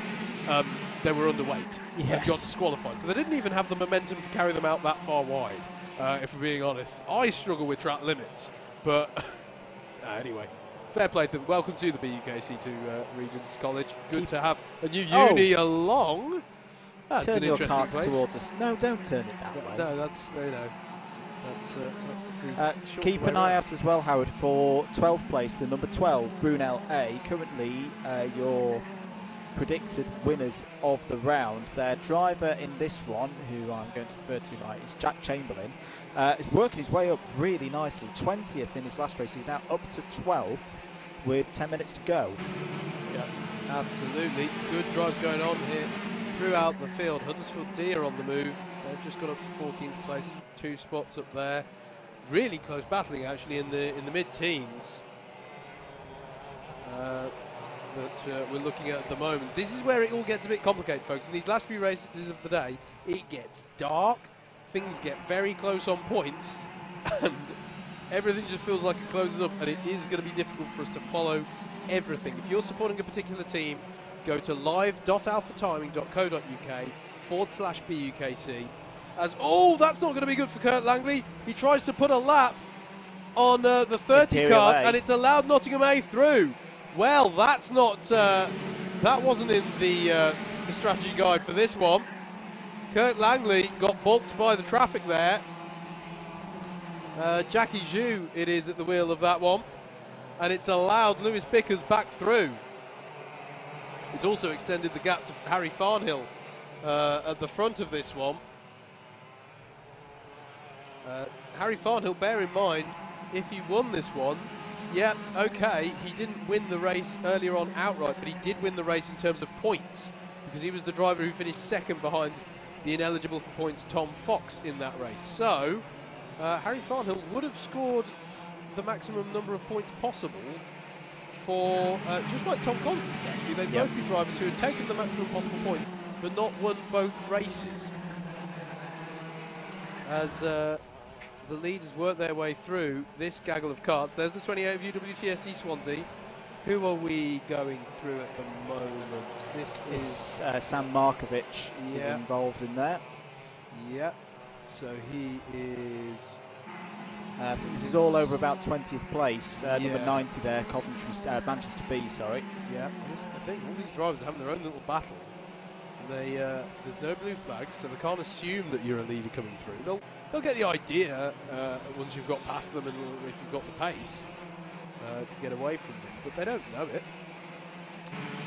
For all they know, you could be a recovering driver who's had an incident on the first lap. To flip it around, I'm now going to read out a list of teams that I think have already qualified for mains. No, I'm not, because I'm just going to concentrate on this battle going up the hill. The lead is coming down, and the number 20 there, Rayan Williams for Coventry A, is involved. Though he is a lap down, isn't he? He's 22nd, but we know how quick he is. Teams that I reckon we can call already as in the mains. A lot of these are obvious because they're in the fight for actually winning the whole thing. Brunel A, Swansea Met A, Coventry A, Huddersfield A, Nottingham A, Leeds A, Huddersfield B, Southampton A, Bristol A, Aston A, Exeter A, Cranfield needs to do a little bit more work, Nottingham B, Huddersfield D, Coventry B, Northumbria B, so their B team is in, but their A team is currently wobbly, and Exeter B. All of those teams have already accrued more points than the my current cut-off for being in 27th place. So just job done pretty much for those guys. Yeah, and that cut-off is based off of where, if people finish how they've effectively, well, for the first set of the races it was how they qualified, for the second set it's for how they finished in race one. So it does assume nobody overtakes anybody, but it generally proves to be quite a good cut-off to judge things by. But yeah, all of those units aren't confirmed in, but they are, well, some of them have already passed. I think, yeah, all those teams I just read out, they're confirmed as in for 2019. Fantastic stuff. You can start partying in the paddock if you heard that.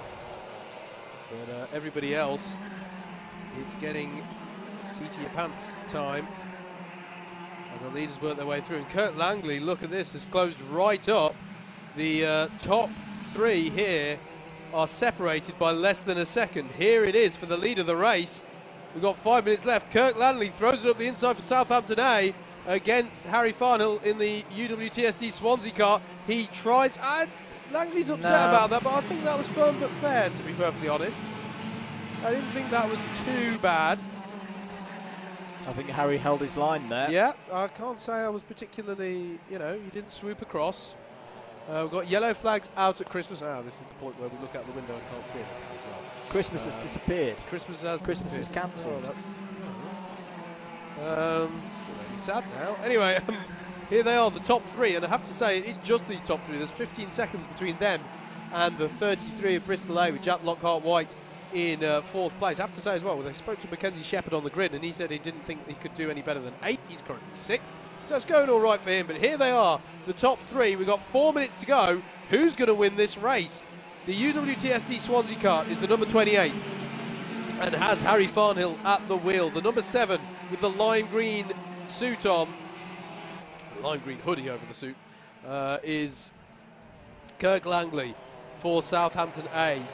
And then in third place is the number 5 of Nottingham A with Lewis Bickers at the wheel. That's your top three as they weave their way through the traffic as darkness falls here at Whilton Mill in race number 9 of the first day of qualifiers for the 2019 BUKC season. And Langley's got it done through the Zulus. How did that happen? And look at this. Bickers is now going to look for the inside, but Farnhill's going to come back in the second part of the boot. Way. Love that move. That was a beautiful piece of driving from Farnhill. And look at the number 20. He's trying to unlap himself. That's Rayan Williams, who's no slouch around here. Was one of the fastest in testing here yesterday. Kurt Langley's got to run, though. They're going to do either side of the back marker, are they? No, they're not. 68 is going to have to jink to the outside. And Kurt Langley's going to have the inside into Christmas, but Farnhill's going to try and get the switch back. But it's going to be door closed for him. Kurt Langley's got the job done and takes the lead for Southampton. Coming back, though, look at this, side by side through the Zulus. This is crazy stuff. And Rayan Williams isn't even on the lead lap here. And 3 abreast, the top 3, heading towards the boot almost. This is fantastic stuff. And Rayan Williams unlaps himself from all of the top 3. Harry Farnhill somehow still leads. Kurt Langley's clearly frustrated, but I'm not sure he's really got a leg to stand on. It's also mad out there. It's a wonder that no one's ended up in the wall. It's amazing stuff that they're able to do this, but it's as you were. Goes wide, leader goes wide. Farnhill on the grass, throws it away. Langley back to the lead for Southampton. Farnhill slots back in as if nothing happened. And will Langley be able to break the toe and establish a bit of a lead gap here? Who's that? Who's out? Number 50. It's Nottingham C. That's not good for them. This has not been a good race. Nottingham C are now going to be in a bit of trouble and maybe slipping out of the top 27. Here's the battle now for second place. Can Lewis Bickers of Nottingham A, who we call him the consistency kings, but black flag for Leeds A. That might be quite crucial for teams finishing in the top 10 of this qualifier. Advantage by contact takeout. But Nottingham haven't been consistent today. They've not really strung a load of results together. I mean, they've still got time with a couple more races to go. Farnhill goes defensive on the run up to Christmas Corner. But it's not been a normal Nottingham day for me so far, Howard. No. I know what you mean. Although they are still through. They will live to fight another day on that front. But Farnhill's got to be wondering how he threw it away here, hasn't he? So frustrating, just got out on the grass. And now he's defending like crazy. Bickers tries a different line through the second part of the boot. It's going to put him alongside, but he thinks better of it and slots into place behind the UWTSD Swansea car. Farnhill, I think, gave a little gesture there to say, let's work together, buddy, and get onto terms with Kirk Langley. It's going to be tough now, though. The gap's 2.4 seconds. Rayan Williams providing a good pace car. Careful, Kirk. For Southampton as they push the 26 of Kingston A out a little wide onto the grass. And Kirk Langley now gets back past Rayan Williams. Here's the battle for second, side by side coming out of Inkermans. But Farnhill will resume the line. Single file it is usually through the Zulus, heading towards the boot. As we're most likely here going on to the final lap. Well, I'd have to say, it's been one of my favourite battles of the day so far. Brilliant battle between the top 3, as we are indeed on the last lap. There is a pusher cart recovering someone. Someone's gone off. Oh, cart blanket for somebody. Do not be deceived, folks. It is now properly dark out there. The camera's making it look a little lighter than it really is, I have to say. As Bickers passed Farnhill. Bickers has got past Farnhill there. Something happened up at Christmas, and there's a change for second place. Yellow flags are going to nullify it during the Zulus. That's going to allow Kirk Langley to get far out front. 43 is stationary there on the back straight, but we've got to look a little further up the road. Kirk Langley is going to come round to take a very, very impressive win. He's slow now! He's slow! Oh my goodness me! Lewis Bickers takes back the lead. It's going to be a drag to the line. It's going to be Nottingham A. Oh and Lewis Bickers, me! who takes the win for race number 9. Oh my goodness me! And just as I say that, the timing's not updated either to confirm it. But we all saw Lewis Bickers there got ahead at the very last. What happened to Langley there? He must have got bumped by traffic. But there was no real traffic around. There wasn't any real traffic, was there? I don't know what happened there. We still haven't had timing update itself, but as far as we can tell, there we go. Nottingham A win. Southampton A second, UWTST Swansea third. The gap at the line, 1/10 of the second, or 0.127. Now updates itself in front of us, yeah. Nottingham A first, Southampton A second, UWTST Swansea A third. What happened to that man there, Kirk Langley, because he lost it, having fought for it all race, he lost it at the very last. Well, that was bizarre. That was one of the most bizarre ends to a BUKC race I think I've ever seen in Jacob's like, we're going to come and have a little chat about that. What on earth happened there to Kirk Langley for Southampton? There's your provisional result. Nottingham A take the win, Southampton A second. Swansea Met A third. Bristol A fourth. Top result there for Bristol A. Comfortably into the mains, having one of the best days they've had in a long time. Huddersfield B continued their strong results in fifth. Exeter B sixth. Royal Holloway were not eligible in that race. Crucial result that for Liverpool. They might just still sneak in if they can hook the last two races together. Edinburgh A, that should see them into mains, I reckon, and your top 10 was wrapped out for Cranfield B. Well, what a race. What a race 9. Well, Kirk Langley's being consoled there. I don't know if he's going to be able to talk to us, but let's head down to Jacob Harris on the grid to catch up with some of the drivers after that crackers race. Andrew, what a race. Lewis, you won that. How did you expect to? Not at some points, but when it started raining, started catching them too, and then he went off and just gifted it to me, really. Do you reckon that's what it was? There's a slight drizzle in the air. It started drizzling, it was definitely slippery, yeah. Well, congratulations anyway. You've is that your first race win at BUKC? Yeah, it is. Cheers. Good man, and good luck for Nottingham for the rest of the day. Let's have a chat with Kirk. Kirk.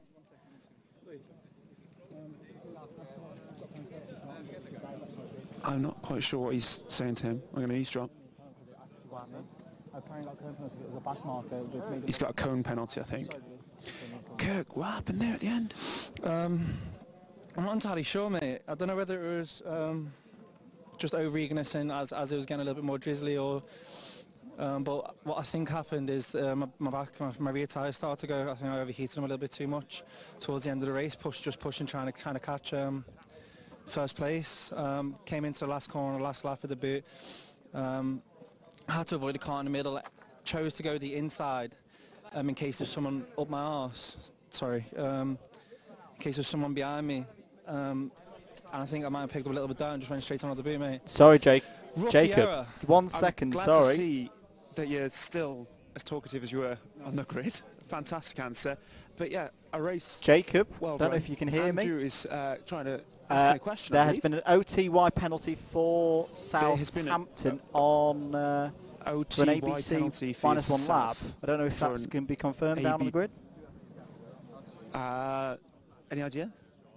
No, but I can't comment on that. But I 100% comment on the fact that I got given a cone penalty, and it was not me. It was the guy you've just talked to was behind a back marker. He clipped it, and it went into my car. As when it bounced back, it went into my car. There's absolutely nothing I could do about it. I did not touch a single cone that entire race. So even I know you wouldn't touch a cone. You'd never touch one of JV's cones. Oh, no, mate. JV will cut my balls off if I did, but I swear to God, I didn't touch it. Unless I look at the replay and didn't feel it, but I don't think I got close to a single cone that race, to be honest with you. But regardless of going on and regardless of the penalties, if I got a penalty, then I'm just calling straight northernism right there. But it still doesn't take away from a good race between 3 or 4 lads at the front there. It was a solid race from yourself. I think we all gave it equally as hard. Smart play from the guy who won it as well. If he didn't, when I caught him a few times, overtook him, then he managed to get past me over a back marker, and then I caught him again, overtook him, and he played it so smart. Got right on my arse and just slipstreamed me everywhere to push us both on.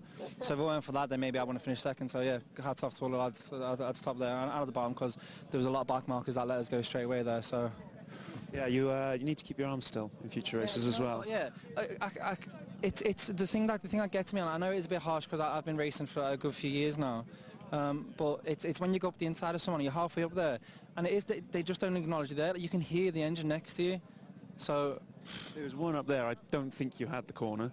but maybe one or two. Maybe that was a bit cheeky, but I was next to him coming down here, mate. I think it's Harry. We'll bring Harry in now. Harry, come on over. We were just talking about Kirk gesturing towards you during that race. Do you enjoy that one? Yeah, I enjoyed a lot of it, apart from the last 2 laps, probably.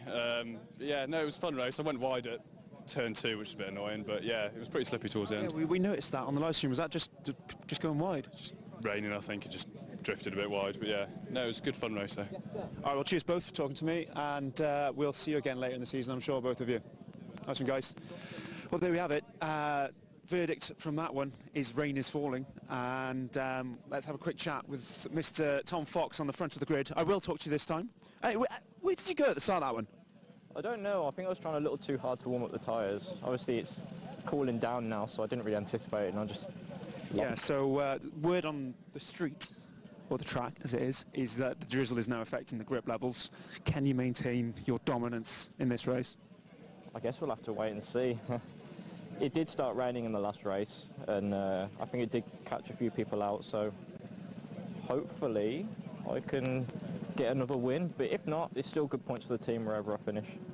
That's all I'm aiming for. Not last, but... maybe not last. Yeah. Well, you do get points for last, but good points. Yeah, exactly. Anywhere round here, that'll do. Yeah, I'll take it. Stick at the front of the pack, Tom. Nice one, thanks for talking to us. I'm going to go see what this man thinks about the changing conditions. We have Charlie Lamb. Charlie. Oh, Charlie, get one of the team to do your pedals. Okay. He's a short man, to be fair. They're doing it for him. That's it. Set your minions on it. Charlie, conditions are changing out there. The front 3 drivers of that race just said that the drizzle is affecting grip conditions out there. Can you handle that? Yeah, I think so. Done quite a bit of karting, so hopefully I'll be all right. So, what kind of stuff have you done before? MSA racing in X30. So obviously I haven't got my race here, but got my lid. I was going to say that doesn't look like your standard X30 race suit. Yeah, exactly. I left it. Didn't bring it with me to uni. Left it at home. Does it match your helmet? No, it's just a standard Alpine style Tom. I quite like them. They're nice looking. Yeah, they're not bad, but I haven't got anything fancy really. All right, we're having a message to wrap it up now from Jimbo, so you better jump in your cart. This is going to be race 9, I want to say now. I'm losing track of all these races. 12 races in a day is probably a bit too much. But rain is falling. It's race 10, I'm told, through my ear. And out goes Tom Fox's cart. Another issue. Sorry? He needs to put a clear visor on and they wouldn't wait for him. Okay, bad news for the team Aston. Tom Fox had a tinted visor on. Tinted visors are banned in the BUKC when the floodlights are on, which they are now. It's getting quite dark here at Whilton Mill. We've had a faller in the middle of the track, hanging his head in shame. You will not be happy about that being on the live stream. Tell you what is on the live stream next is Andrew and Howard talking us through race number 10. It's getting a bit tense, mate. It's getting very tense. It is getting very tense. I have to say as well. Are they? Who are they sending out? Oh, he's switched helmets. Yeah. Yeah, bit of a drama there for Aston. Don't have tinted visors on in the dark. Right, here's your grid for race number 10. So, Tom Fox, now that he can see, will start this one from pole for Aston A. Charlie Lamb will start for Nottingham B alongside Coventry A. Start 3rd with Joe Fowler at the wheel, and Abhishek Gautam will start 4th for Bristol A. Julian Couch will start 5th for Leeds A, and then Luke Barton will start 6th for Brunel A. Cranfield A have Nikita Malyakov going for them from 7th on the grid, and then Luke Mason starts for UWTSD Swansea A from 8th. 9th, we find UWTSD Swansea B with Rhys Roberts at the wheel. Helen Horner starts 10th for Brunel B. Huddersfield D start 11th. Don't have a drive against that one, but we do for Huddersfield B, who start 12th. That's Kezia Santoso for that effort. James Verity starts 13th for Kingston B, and then Jamil Sheikh Mahmood starts 14th for Aston B. Nasiak Sakovic starts 15th for Coventry C, and then Krishan Sampat starts 16th for Nottingham C. Bowdoin Bauge starts 17th for Exeter B, and then Southampton B have Jonathan Hoey starting for them from 18th place. 19th place begins at Kingston A with James Woodthorpe. I'm going to have to go ahead of the graphic here, folks, so that we can fit everything in. Alexandra De Silva starts 20th for Royal Holloway. 21st is Leicester B with Vinayak Vasudev. Skylar Robinson starts 22nd with Manchester A. Manchester B have Sultan Al-Brahabi starting for them for 23rd. 24th is Oliver Fox for Brunel C. Imperial A have Nicholas Humphrey starting 25th. 26th is Nottingham A with Josh Stanton at the wheel. Hirsch Reddy starts 27th for Edinburgh A. As we're going around again, glad to hear it. Axel Tabellini starts 28th for Queen Mary, and then Diego Martinez starts 29th for Southampton A. Norbert Vergazinowski starts 30th for Bristol B, and then Christopher Vretos starts 31st for Cranfield B. Edge Hill have Savannah White Bent starting 32nd. 33rd is Leeds B card, piloted by Bradley Weymouth. Lorenzo Kimalai starts 34th for Regents College. Liverpool have Isaac Menas starting 35th, and 36th is the Chester car, piloted by Tom Robinson. That's your grid for race number 10. Andrew, do you have anything to report? No, still doing the maths. Fair play. We were a bit late. We were a bit late getting the result for race 9 here, so we are furiously trying to calculate the various permutations at play. Here, though, we are ready for the off. Tom Fox, is he in pole position here? No, he's not. He's still trying to get there. Are they going to start the race immediately as soon as he gets there? The big question here, whether he gets to retake his spot if he's been black flagged, if he's gone into the race with the tinted visor. He might not be allowed to start from pole position, Howard.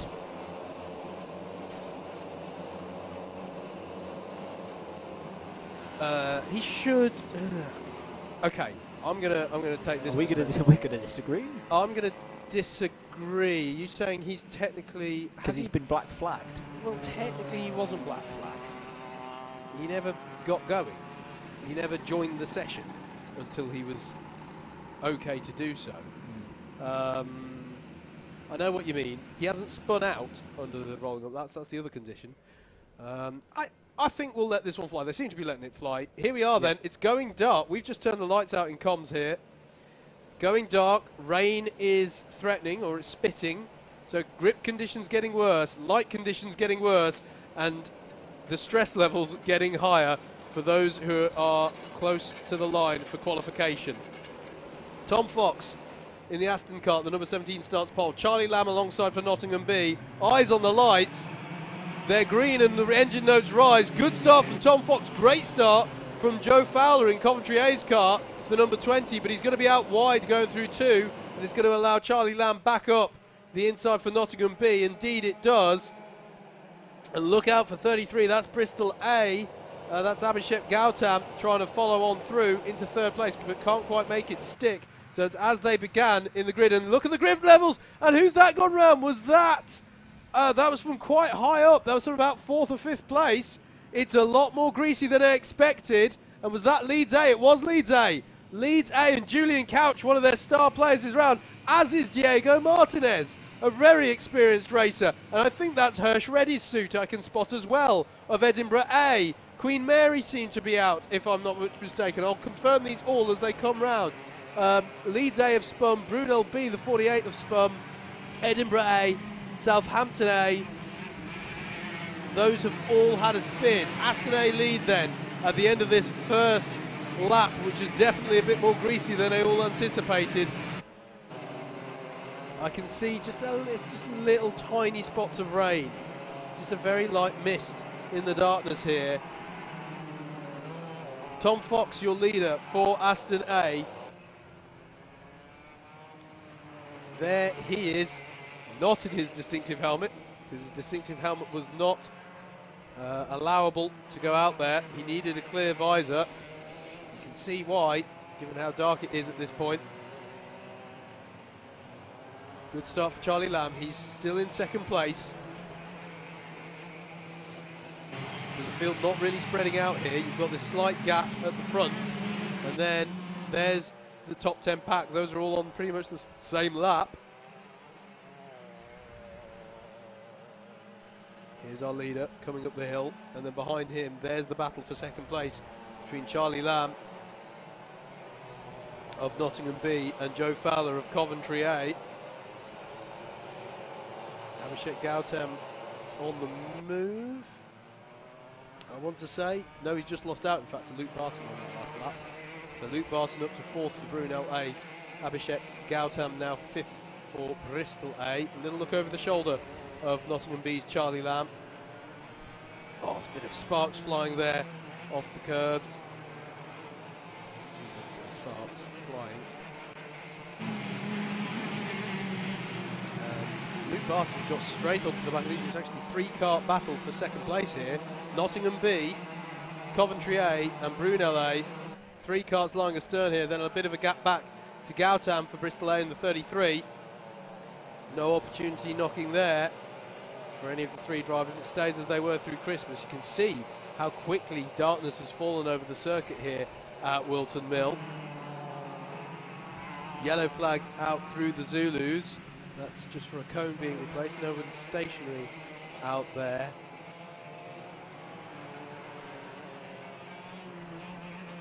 But yeah, as darkness falls, this will most likely be the first time these drivers have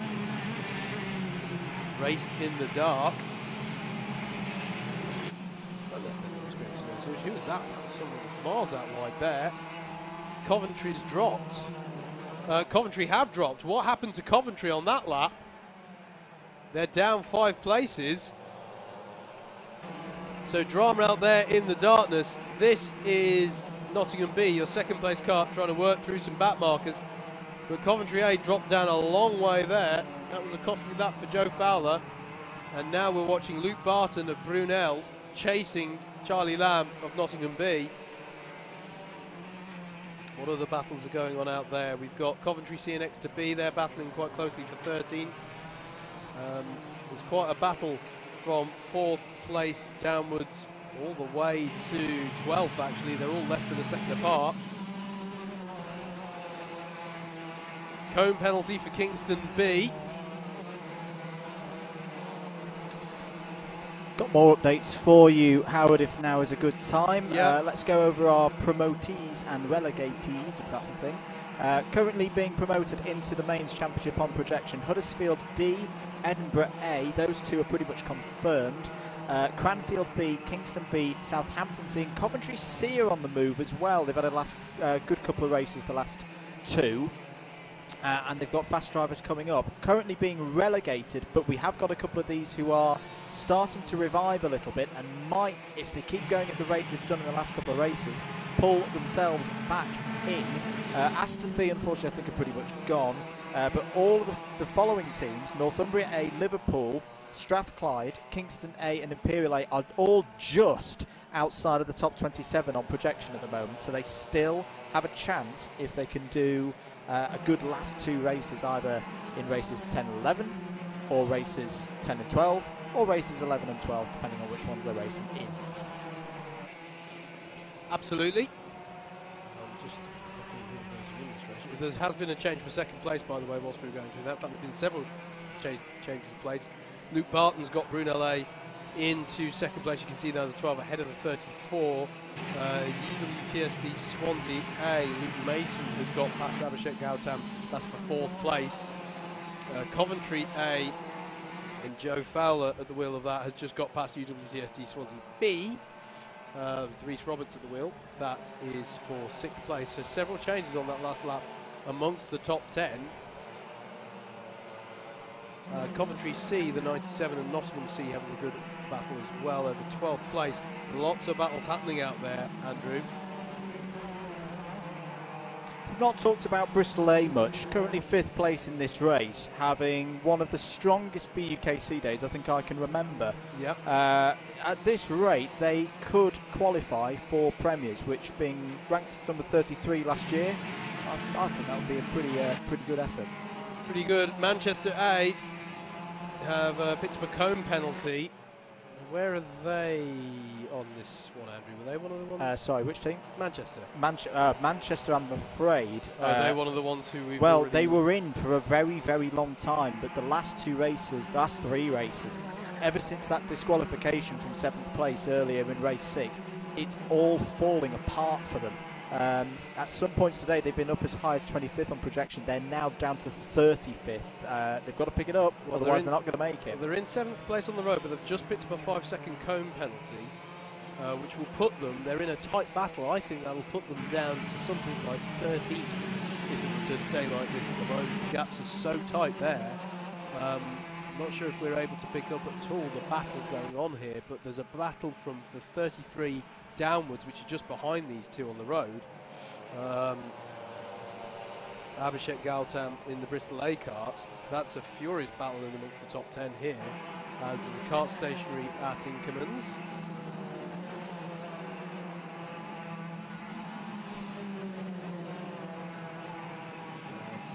Our battle for the top two works its way through the traffic.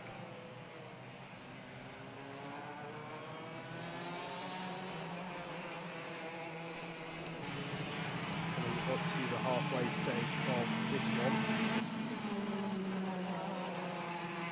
Out in the lead, don't forget, it's Tom Fox. He's just setting some ferocious pace. In fact, he's just had the fastest lap of the race, 44.983.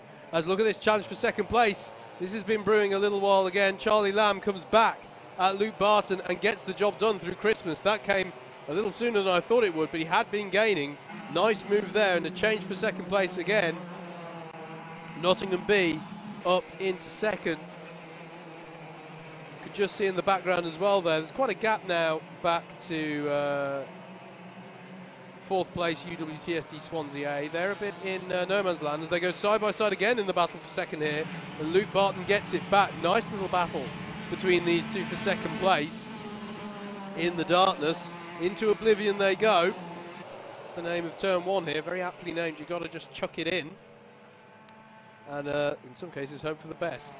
Very high speed, chuck the car in, hook it up, get yourself on a good line through the second part of that complex, which is the front. And now they're going through Inkermans and then down through the Zulus. And actually, UWTSD Swansea are gaining on these two. He just took 7/10 of a second out of them on the last lap. Did Luke Mason in the 28 effort. You'll just see him coming shot there, that white helmet. And then, as I say, a further 2.5 seconds down the road is Coventry A. Joe Fallon will, and then 2.5 seconds down from that is Manchester A are on the move at the moment, but with the cone penalty still to be applied, is Skylar Robin doing in Skylar Robinson will go against Manchester A there. Is he doing enough for Manchester at the moment? I tell you who else this race is not going well for at the moment. Kingston A. They've had a good last couple of races, a fifth, three top 20s in the last few races. At the moment they're sat in 24th though. That is going to leave it all onto the last race as to whether they can pull themselves back into mains or not. The irony is their B team is comfortably in, so that's a bit of a weird one there, as there's a penalty for track limits for Royal Holloway. Where's Kingston B in all this, mate? They're in this particular race? No, I can see this or overall.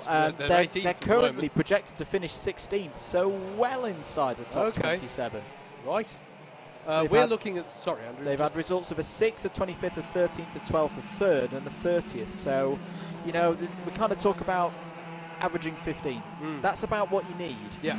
So your 6th and your 3rd, and then 2 top 15s as well. That's scoring them pretty well at the moment. Absolutely. Just to cover what you're seeing on the stream at the moment, the number 60 is Manchester A running 6th. And then behind him is the 33 of Bristol A. They were close when we joined them, but Robinson's been able to pull out a bit of a gap here for Manchester. The gap's now to 1.5 seconds, so not a great lap for Abhishek, who just flashed through the shot there in the number 33. Experienced racer in the BUKC. Been racing in it for a good number of seasons. Good race this for the UWTSD Swansea. They've got their A kart in 4th and their B kart in 8th place. This is so important for the number 60 because, you know, they need this good result now. You'd hope that they can follow up. We saw them have pace in the corresponding last race of the first session, but they got disqualified. They're going to have to start from the back because there's a problem there for the number 75, which I just realised, Royal Holloway. So that's not good news for them, although they are long out of it at this stage of proceedings. Battle there going on between Nottingham being Coventry for 4th.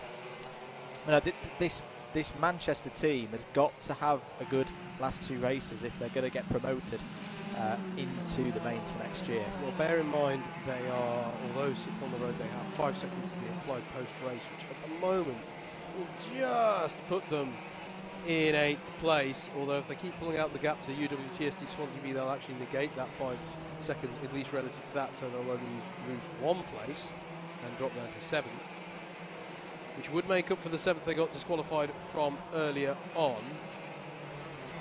Now, I confess, I did miss whatever it was that happened to Coventry A early on here. 2 carts off up at Christmas. Yeah, indeed, difficult to tell in the darkness. Sorry, Coventry have recovered well, but they did have a lap early on. Sorry, Howard, where... I don't know if You're it's a timing glitch. I think it is a timing glitch, sorry. I'll shut up. I thought I spotted something going on with Brunel and Swansea Mete, but I was wrong. Carry on. No, that's all fine. Yeah. So contact between the 33 and the 60. This is over position. There's 89 was out. Now, was that contact with Manchester? No, it was the 33. It was with Bristol Are we A. sure about that one? Because I thought they were on the outside of Manchester at the time. I think Bristol A was still at the inside. Yeah, black flag, ABC takeout for Bristol A. Number 33, Abhishek Gautam penalised for that contact. The 89 in question is Brunel C, who are currently bottom of the order, but still doesn't matter. If you take drivers out in that manner, you're going to get a black flag. Yeah, absolutely. So, where are we at? We've got 5 minutes left, and there's 24 is stationary there as well. 24 being Liverpool. Liverpool are stationary out there, and are we saying they are now confirmed not making it? Not quite yet. Well, okay, but that's going to be costly for them, though. They're gonna need a stellar race because at the moment 34th and a lap down. Well, their last race. Forget about this one. This one's done. Yeah. But their last race, which is the very last race of the day, currently they are projected to score 268 points for the whole day. I reckon you're going to need 275. So if they can gain, quick maths, 8 positions off their starting position in last race, which is 23rd. So it's doable. It's doable, but it's going to be tight. If you get yourself up into the top 15 in the very last race of the day, they might just squeeze in, but that's proper squeaky bum time, isn't it? Well, we have mentioned at some points today, it's their first year since Josh Gollin left the team. I think we've got a couple of teams already. I can also add to the confirmed as out list. Leicester B and Aston B. So that's your first faller. That's your first relegation into Inters. I think they'll still be a pretty good team in Inters though, Aston B. Yeah, I've got to say, I've been very impressed by Aston as a squad today. And we should say, of course, failure to qualify isn't, the Intermediates Championship, formerly known as the Rookie Championship, is going to be as great as it always has been. We hold it very close to our hearts here at BUKC. The crucial thing for Manchester, I know we keep going on to them as the fastest lap of the race is just set by Coventry. They've got decent scores already with this one. They'll have an 18th, a 3rd, a 22nd, a 21st, a 19th, and whatever they get in this one. And that gives them a 6. That gives them 6 scores. It gets rid of the disqualification, crucially, and it puts them on 275. Which should be enough, but in case there's a late flurry of teams that increase the number of points that you need to actually qualify in the top 27 here today, they could still be a little bit nervous in the last race of the day for them. Absolutely. 3.5 minutes on the clock. Tom Fox leads for Aston A, leads his 3rd race. Well, it's his 4th race of the day, but it's the third one that he's led, and he leads by 11.7 seconds. From the number 12 of Brunel A, which has Luke Barton at the wheel. UWTSD Swansea A, the number 28. Here they are, racing through the darkness. That's Luke Mason at the wheel. He's 3rd, and he's 2.8 seconds back from Brunel A, and he's 5 seconds up the road from Coventry A, which is Joe Fowler at the wheel. in the number 20 Coventry A kart. And then next down the order is this battle, which has just changed, by the way. Charlie Lamb in the 34 Nottingham B kart here has got past the number 60 Manchester A kart. With Skylar Robinson. Yeah, that's what we're looking at. Skylar, easy to spot in the Manchester kart. He's got the yellow suit with the red sleeves. So easy to spot. We accept that nothing in this light level is particularly easy to spot. But it's safe to say darkness has now fully fallen. This is why we race the Zulu layout at this time of year, because it's fully floodlit. And drivers can see their way around, honest. Closing in on this, there's a battle a bit further behind involving Cranfield. We've not talked about Cranfield A much today, but I don't know if we've notified the viewers at home. Every single race counts for them because they've only got 3 drivers. Oh, okay, yeah. Currently, they're doing it. They're getting themselves in there. They've currently got 7th, 7th, 8th, 3rd, 8th. If they can have a good last race, I reckon they will just sneak in. Yep, it's good show here from Cranfield University specialising in postgraduate courses. So good run from the Cranfield guys. Got revived. They've been with us for a number of years, but they had a season or two where they weren't with us. Got revived last year by Callum Brewell, formerly of Warwick, experienced racer there. So great to have them back. And as you say, Andrew, fantastic stuff. But they are currently holding on to it. Manchester A has got back past Nottingham B, by the way. This battle continues to rage on between the 60 and 34, all the way through the traffic. We've got yellows out for turns 1 and 2. There's a driver off in the darkness at turn 2. I have to say, that's a very lonely place to feel at the moment. When you go off in the dark, it feels like you're literally in the middle of nowhere. It can be. So recovering yourself back onto track, and a little unnerving. This is the last time we'll have these stationary stalled carts like this, needing a pusher cart to come to them. Last event for the BUKC with these direct drive TKM engined carts, as we are on the last lap here, so we need to keep an eye out for Tom Fox. I believe that's him on screen now. He's not wearing his normal helmet and it's dark. No, there is he. That is him, the number 17 Aston kart. Here he is then. He's going to round the boot, and on the road at least, if not in points terms, he's going to win his 3rd race of the day. Don't get to say that very often. Tom Fox rounds the final corner. He's taken the maximum points for Aston A. He wins race number 10 of day 1 of the qualifiers. Fantastic display he's put on today. He's won 2 races in which he's eligible for points and won another one in which he's not. Brunel A finished 2nd. Good drive from Luke Barton there. UWTSD Swansea A finished 3rd for that one. Actually, the gap was very close between the top 2 at the end, but good race from Luke Mason. Coventry A's Joe Fowler finishes 4th. Manchester A finished 5th. It's a valuable finish, but there's 5 seconds to be added there, so he will lose the position after battling for it so much in the last few laps. He will actually lose the position to Charlie Lamb in the Nottingham B kart, who finishes 6th on the road but will finish 5th. But he's importantly got more than 5 seconds up the road from UWTSD Swansea B, so we'll negate that penalty at least. Cranfield A finished 8th, Southampton B are 9th, and Aston B, we're sorry to say they're probably unlikely to qualify at this point, although there's been change there. Edinburgh A are now shown as 10th, Southampton B 11th, and Aston B 12th. So change around there on the final lap for those guys. Some drama happened there for Aston B because they had a very slow last lap. Huddersfield B 13th, 14th for Leeds A, Nottingham C 15th, 16th for Southampton A. And then it was Huddersfield D, Leicester B, Imperial A and Bristol A to round out your top 20. That was your result for race number 10 indeed. More maths for my esteemed colleague to do here. We're ready down on the grid. Let's go down to Jacob. Thank you once again, Howard, for a lovely, lovely commentary session. Tom, congratulations. Our 3rd double winner of the day. How do you feel? Good. Yeah, I was speaking to you before the race, and I remember. Yeah. Yeah, you. I was there. Yeah. And then I said to one of the marshals, "Oh, is it clear visor now?" And he said, "Yeah." And I realised I was still untinted, so I was running around trying to find my helmet, and then they were letting. Well, I was looking for my other helmet, the Red Bull helmet, and they started letting the drivers go. So I just randomly picked up a helmet, went out with it, and yeah, it was okay in the end.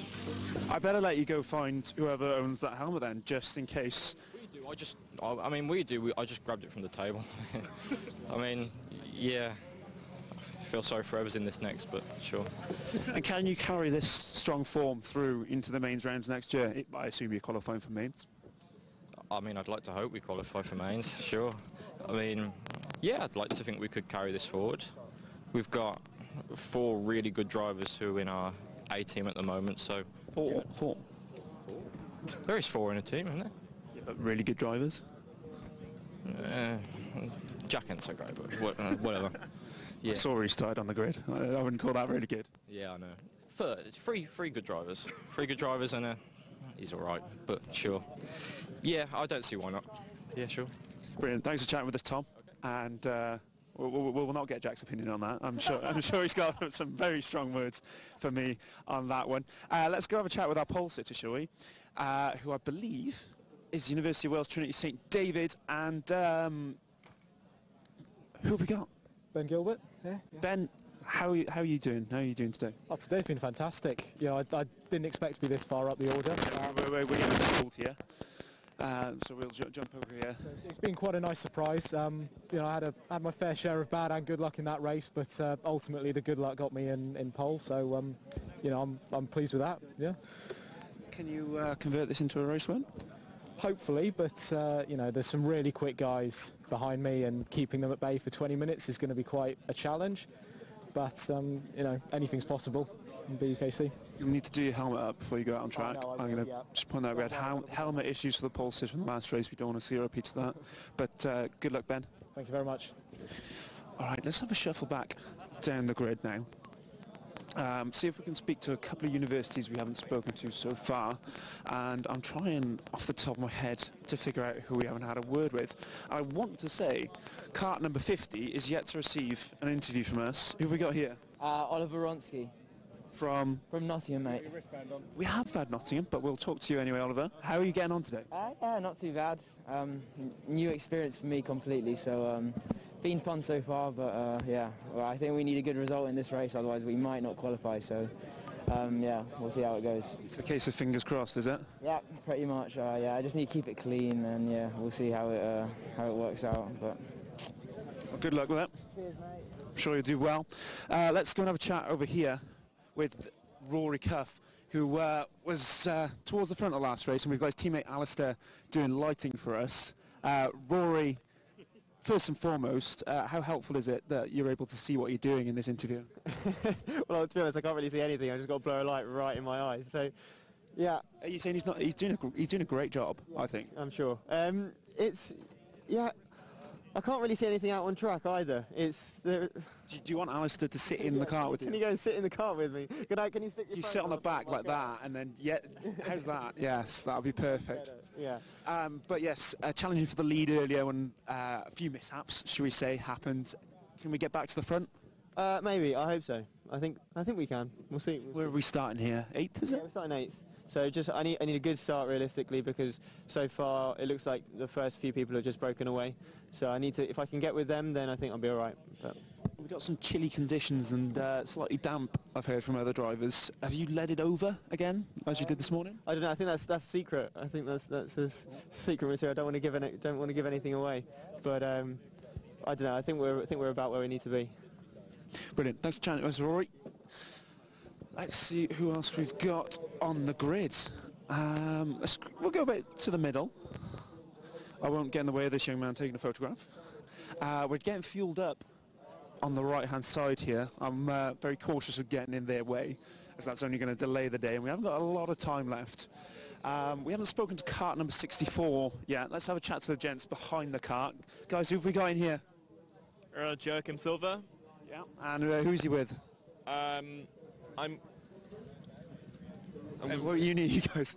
Imperial College London. Imperial. We haven't. came to you on the grid, and I'm going to have a word with Joachim, but just quickly, anything I should be asking him? Nothing in particular. Just that I've had a really good time karting today, and I've had a lot of intense action up there. Some good high-speed, friendly driving. That's really Good clean. man. Let's see what Joachim's got to say. Joachim, how are you doing?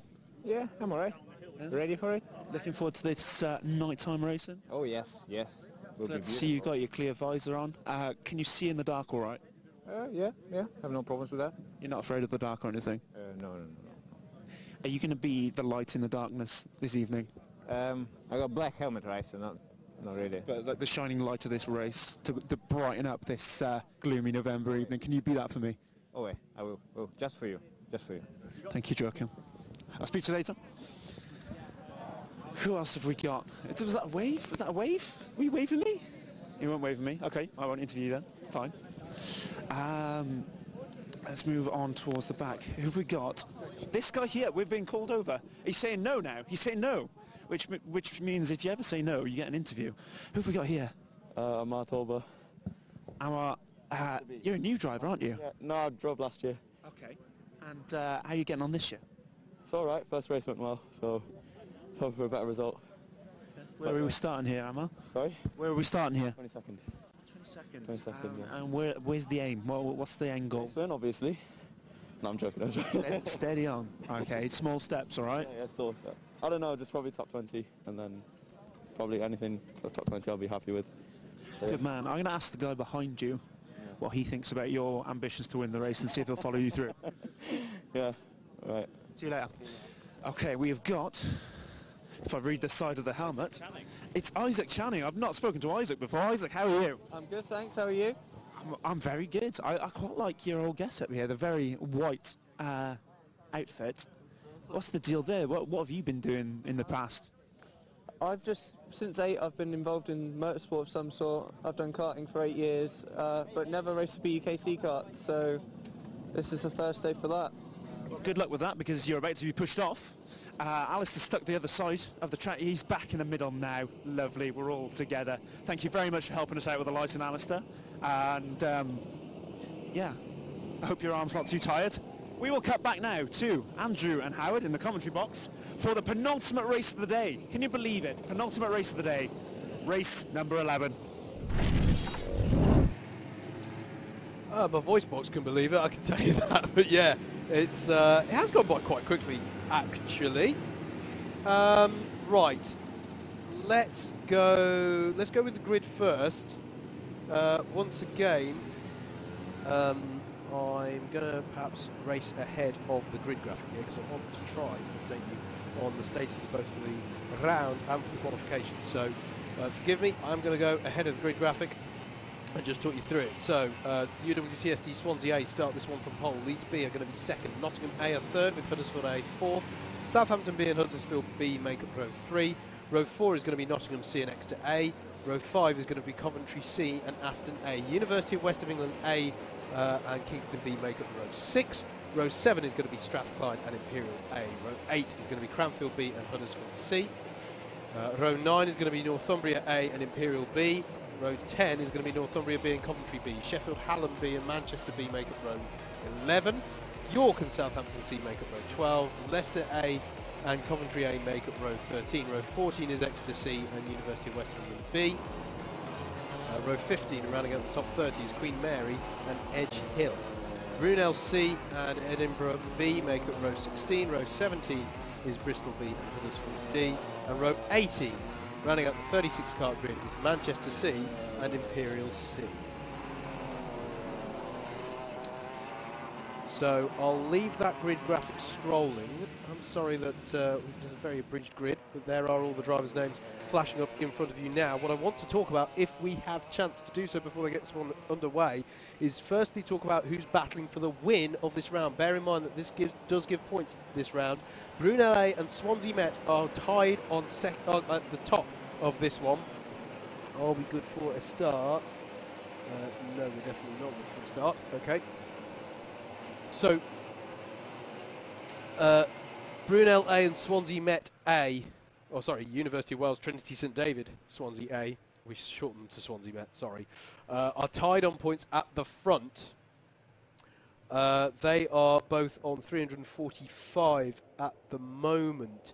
On 325 of those that are counting at the moment is Huddersfield A, and then Coventry A are on 333. But that's with the drop scores taken into account now. They're actually all quite close on points, and they are battling for the win of this round. In terms of qualification, who's it getting tight for? Who's in this race? Look out for Northumbria B, University of West of England A, Coventry C, Cranfield B, Nottingham C. Those are the ones who need to do well, who are on the bubble. And I'm going to bring in Mr. Mather as well, who's here. Hey, good run back, mate. It's all right. We had it covered.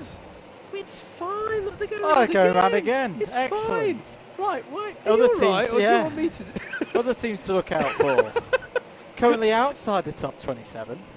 On projection, ladies and gentlemen. Imperial A, Southampton C, Strathclyde, and Northumbria A. Enjoyed the roll. It's not gone well for him. That's not gone well. He may be obliged to start from the back. Don't forget, he said, that hasn't actually updated itself in a while. We are on social media here in the box as we head into the last couple of races for today. So, hashtag BUKC 2019 on Twitter. And also leave your comments under the stream on the British Universities Karting Championship page. If you leave your comments under that one, they, in theory, get up to us here in the box. And also, YouTube comments should reach us as well, as we are good for a start here. We are and we aren't. Now we're going around again, I think. Oh, right. Oh, yeah, because very out of position there. Yeah. I'm also going to revise the amount of points that you need to be in the top 27. I'm now going to set it at 276. That's gone up. That has gone up. Manchester are currently on a guaranteed 277 or more. They're not in this race, so they're the ones a little bit nervous at the moment that doesn't go up again. Got to keep an eye on Imperial A on this one, because this is their last race. They start from 15th on the grid. This is their last chance to qualify for mains. They've got to get in the top 10. They were helped last race by a penalty for Southampton. Yep. It's Alexander Doricott who is in the cart for them on this occasion. What can he do? Strathclyde, this is also their last chance as well, mainly because they've got ineligible drivers in the next one. Okay. We are good for a start this time by the looks of it. So it's going to be Ben Gilbert in the number 28 UWTSD Swansea A cart. Taking them away from pole in the 28 with the 44 of Leeds B alongside with Kieran Harrison at the wheel. Eyes on the lights, engine notes rise, and we're away for the penultimate race of the day. Can they all make it through? Spinner from the mid-pack. There is a spinner from the mid-pack. What about the rest of this? Two spinners. Oh, another from the mid-pack spinner. and another one. 3 carts off. 4 carts off now in turns 1 and 2 as they work their way up the hill for the first time. But I believe... no, they haven't. Oh, look at that. The number 5 of Notts are out wide, but Huddersfield A look to have got to the front of this one. Stephen Letts, I believe, has taken the lead of this one. And who's that round at the back? We've got other carts struggling in the darkness to keep it going. It looks to me like, is that the 69 or the 59? Hang on, Howard, here it's teams that haven't come through Sector 1. Nottingham C, UEA, Strathclyde, that's them done.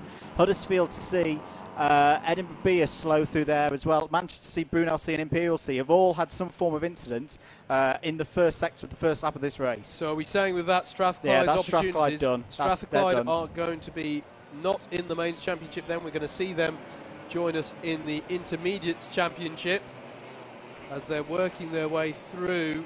Have the conditions worsened, Andrew? They're looking quite slow to me out there now. Was it raining as you ran across? It wasn't raining, but as, I don't know if you heard in the background, JB's told the paddock the dry line is still fine, but if you get off it, it is really, really slippery out there now, and drivers have got to take care to get round safely. Huddersfield A, though, leaders early in this race. They need this. Yep, Stephen Letts at the wheel. They are contesting, as I said beforehand, they are contesting for the round win here. Those who can realistically win this round are Brunel A, Swansea Met A, so UWTSD Swansea in other words, Huddersfield A and Coventry A are your drivers who can win this one.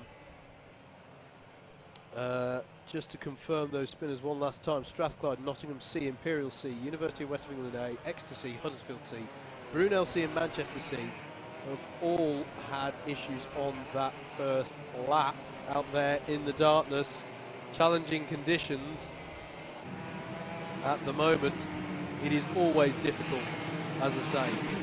Grip levels going down, pressure levels going up, and light levels going down is a potent combination. Stephen Letts, though, doing everything he needs to do at the head of this field. Exeter A are in second with Rory Cuff at the wheel. Waving arms, waving Andrew. arms. You're We've waving got arms. a critical one. Cranfield B are falling down the order. This is one of our teams that's at risk of slipping out the top 27. They've had a cracking day so far, but they are off somewhere on the circuit. They are now outside the top 30 in this race. They are. It's in the last sector. They've just crossed the line now. 1 minute 30 lap. That is not what they need. And do you know what? The problem is this is their last race. They might miss out now as a result of that. That's such a shame. If they'd held themselves in the top 15 in this race, they were going to give themselves a chance of qualifying for mains. Such a shame. Black flag for Exeter C, spinning out under yellows. So they'll be paying a visit to the pit lane. And who's this stationary? That might be them. I think it's Leicester A. Leicester A haven't come through the last sector, so they're falling down the order now. Nottingham C are also going to have a nervy time. Leicester A have it's only a 60-second lap. Oh, okay. And with the lap time falls, that's not it's not a quick lap. It really is going down the lap time. 92, I think it's Exeter C. Yeah.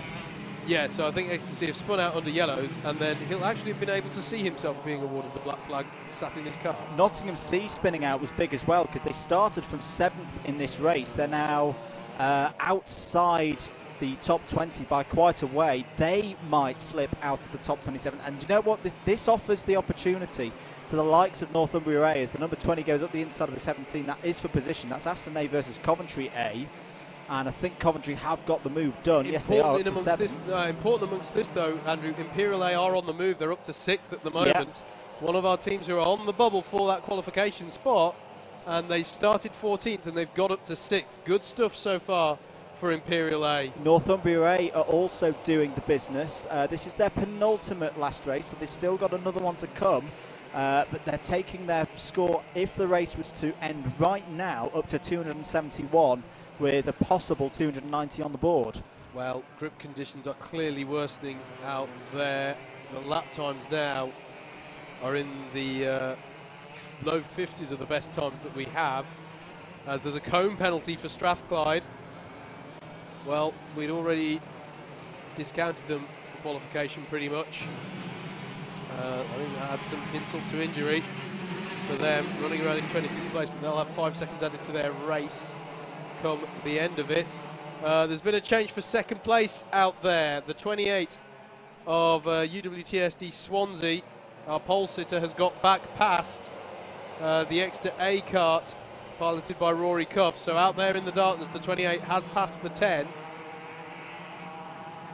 Fair play to the camera guys out there. It is not that easy to pick stuff up out there at the moment. We're looking at I thought there was a black flag for Imperial. It was Imperial C who got a black flag. You're waving your arm again, mate. I am waving my arm again. There is drama. UWEA, they're being dragged back into this. They are currently down in 29th position. At the moment, projection is 276. It would leave them just outside if they, and that's even with a 13th place projected in the final race of the day. So look out for UWEA. They might be in trouble again. They've been in and out all day. Interesting battle going on at the head of the field. Well, interesting battle there. They're 2.5 seconds apart, but with Huddersfield A leading and Swansea Met A second, they are they're going to be close here on round points in the battle for who wins this as a round of the mains championship. And this bizarre sort of surreal thing of whoever fails to qualify has also won this round of the intermediate championship. That's a bit of a head scramble there. Wavy arms time from Mr. It Mather. is another one that's in trouble. Leeds B are in trouble as the cone penalty for Leicester A. Leeds B, 24th on the road at the moment. This is their last race. If the race was to end right now, they would finish with 273. So here we go. Here's the first bit of excitement of someone out there in the darkness needing positions on the road. They need 4 of them. And you know what? He started second on the grid. So he's got involved in some drama early on. And it's put him back a long way for Kieran Harrison. 92 is off again. That's Exeter C. They're long gone and out of it. They are. Coventry A have just got past Coventry C. Good work there from the Coventry lads out there to get the Coventry A cart up there. I don't know if in the fight for this round, of course. I don't know if we can capture it on the cameras. It's the carts number 44, double 44, hashtag blessed and all of that business. That is the one that we need to be looking at to see where they are. There, we just caught them there, just coming through the last corner. That is where my attentions are at the moment, because that would be a faller from, that would be a relegation. That would be a team that were in mains last year, as there's more penalties coming in, this time for Manchester B, and that's important because that's a position for the cart that we're talking about, the number 44. Yep. Oh, this is why I love the qualifiers, because this is so tense now for teams, and this is not the first time Leeds have been in this position. They were in it with their C team last year. I'm keeping Mr. Mather, of course, keeping one eye on the qualifying. I'm just having a look at the front here. We need to try and find the leaders if we can. The number 3 and the number 28 are right together now. They're mere tenths apart, and these are 2 teams who are battling for the overall win of the round. They've just come through the first sector, so they'll be coming through Zulus around about now, will our leaders. The number 3 of Huddersfield and the number 28 of University of Wales, Trinity St David, Swansea A. Penalty for Huddersfield, penalty for the leader. Bump and pass penalty right there, and there's a 10-second penalty to be applied to Huddersfield at the end of this race. So effectively that is a change for the lead, whether on track or not. And this is putting the University of Wales, I'm going to give you a challenge here, Howard. Have the University of Wales, Trinity St David, or in their former guise of Swansea Met, ever won a round of the BUKC? Yes. Oh, okay. I believe they have. When was the last time they did it? Oh, a minion runs very, very wide in a pusher cart.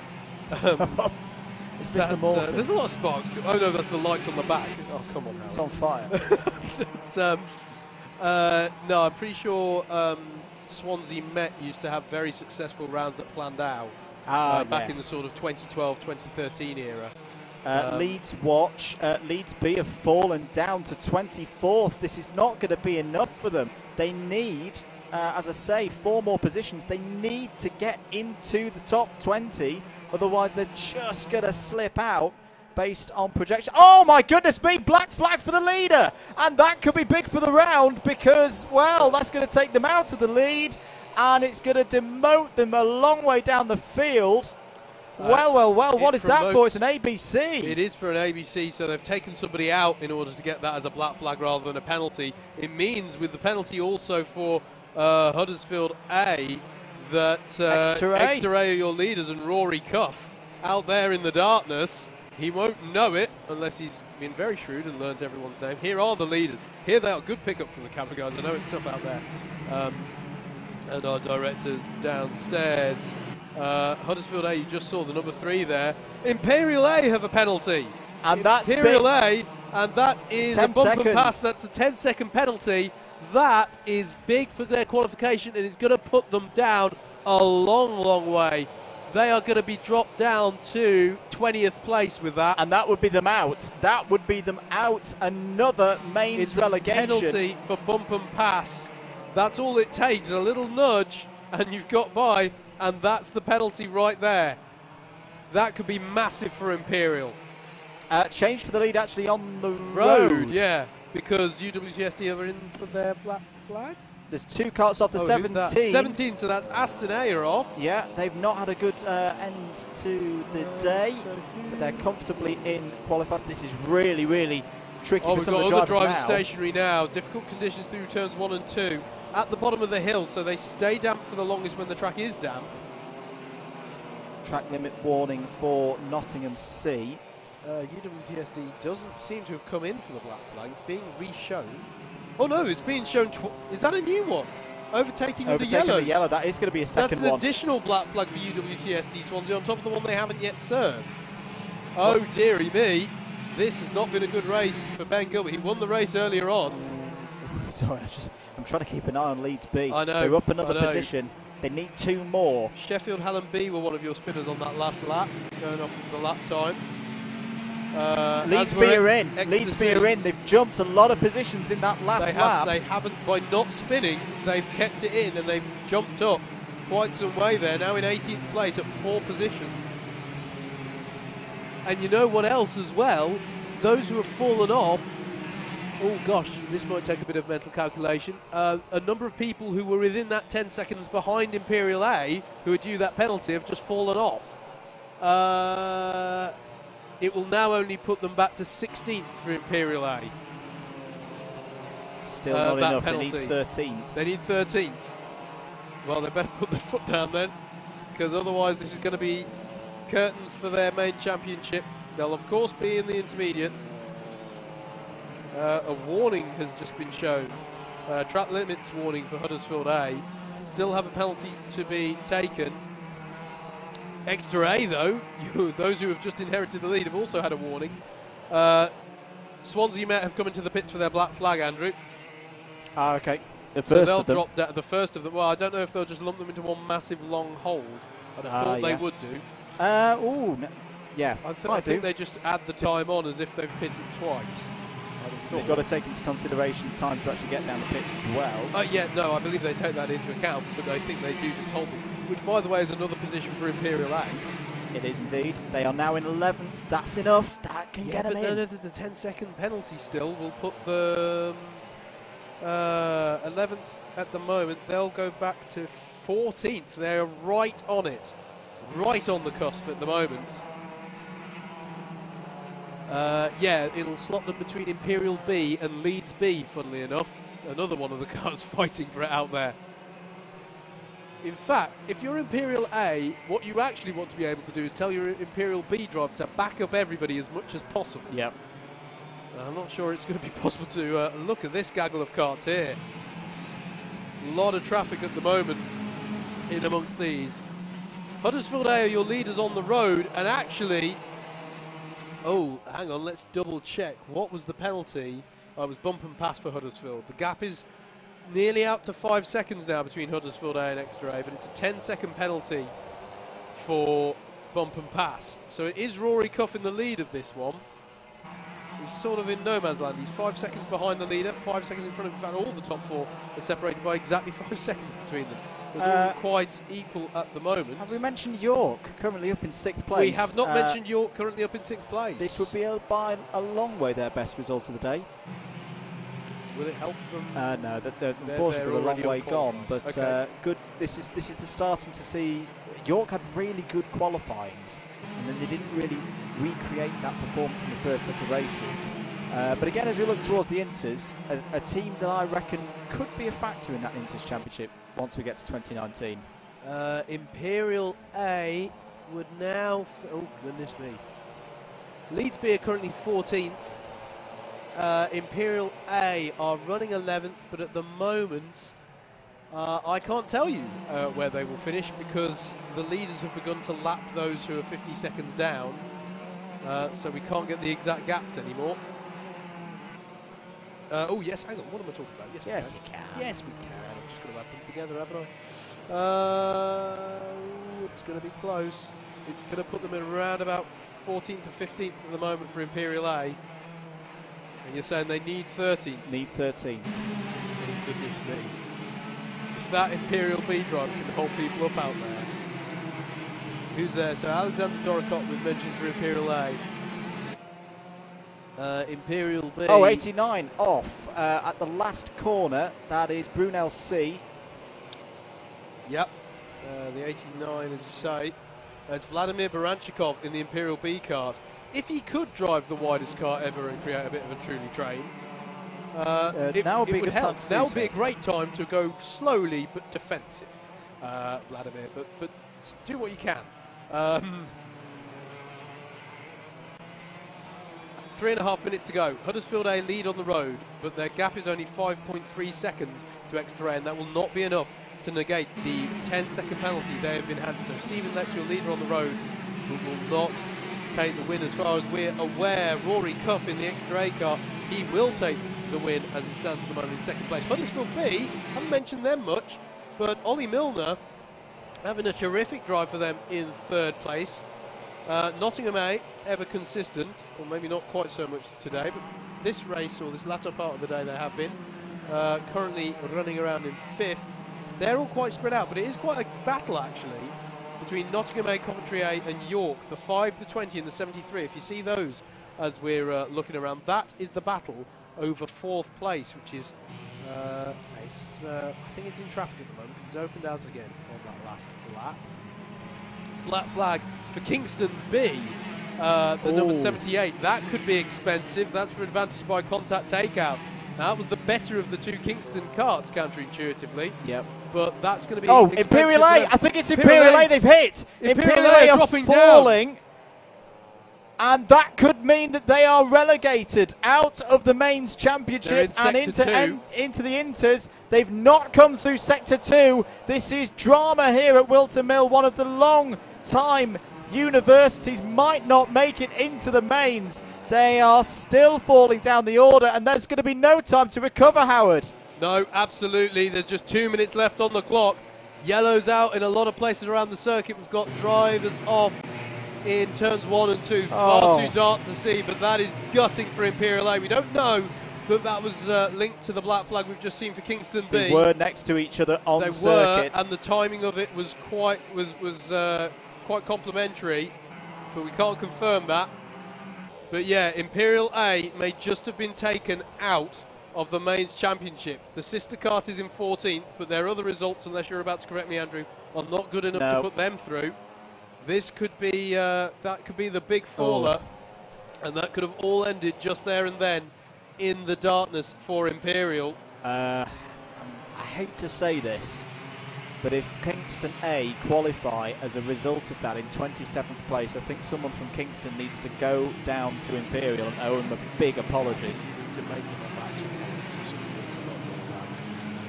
if that's what's happening, or if that's what happens, transpires here. University, which of the UE karts are we watching on the bubble here, mate? UEA. They're in 22nd at the moment. They're dropping down a bit. They're not spun off dropping down, but they have just been overtaken by Huddersfield C and Cranfield B. So not great for them. How was Southampton C doing, mate? Sorry, Kingston B just lost a couple of places. The 93 is off. That's Cranfield B. Oh, that will help University of West of England A. We're on the last lap. Somewhere out there is Stephen Letts in the number 3 Huddersfield kart. And he's going to win on the road. My goodness, there he is. Great pickup, guys, because it's so hard out there at the moment. Everyone's just trying to work their way. I think it's getting even wetter out there, Andrew. And look at this, bumping and barging here with Stephen Letts. Well, he's going to win on the road, but as far as we know, he's not going to take the win because of a bump and pass penalty to be applied. Here he is coming around. Everyone's so cautious at the moment, and understandably so, but here he comes across the line. Stephen Letts wins on the road for Huddersfield A. Some 6 seconds down the road is Rory Cuff and Exeter A, who we provisionally at least say has won this race. More arm wielding. More wavy arm action. Northumbria A are in trouble. In the midst of all of that, they fell to 22nd position. That might not, I mean, they've got one more to go, but that might not be enough for Northumbria A. They might fall out of the mains as well. We'll see in the next race. Oh my goodness me, Howard. This is going to be tense for a lot of the teams. UEA, I don't think that's good. Oh no, they've got a good grid position in their last race. So they gained a couple of positions in that last one, but in terms of teams that I think are gone, I think Imperial are gone. Nottingham C, where did they finish in that one? 11th. But I think they're going to miss out by about 2 or 3 places. Strathclyde. No, there was Strathclyde, where did they come in the Strathclyde were 20th. 20th. I don't think that's going to be enough.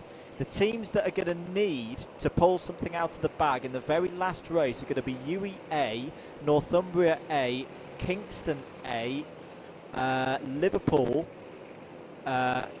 Swansea Met B and Huddersfield C. Those are the ones that are going to have a chance of getting into mains in the last race of the day. Well, plenty of drama here in the darkness at Whilton Mill. We've only got one race left of the day. Day one, bear in mind, there is another day to go.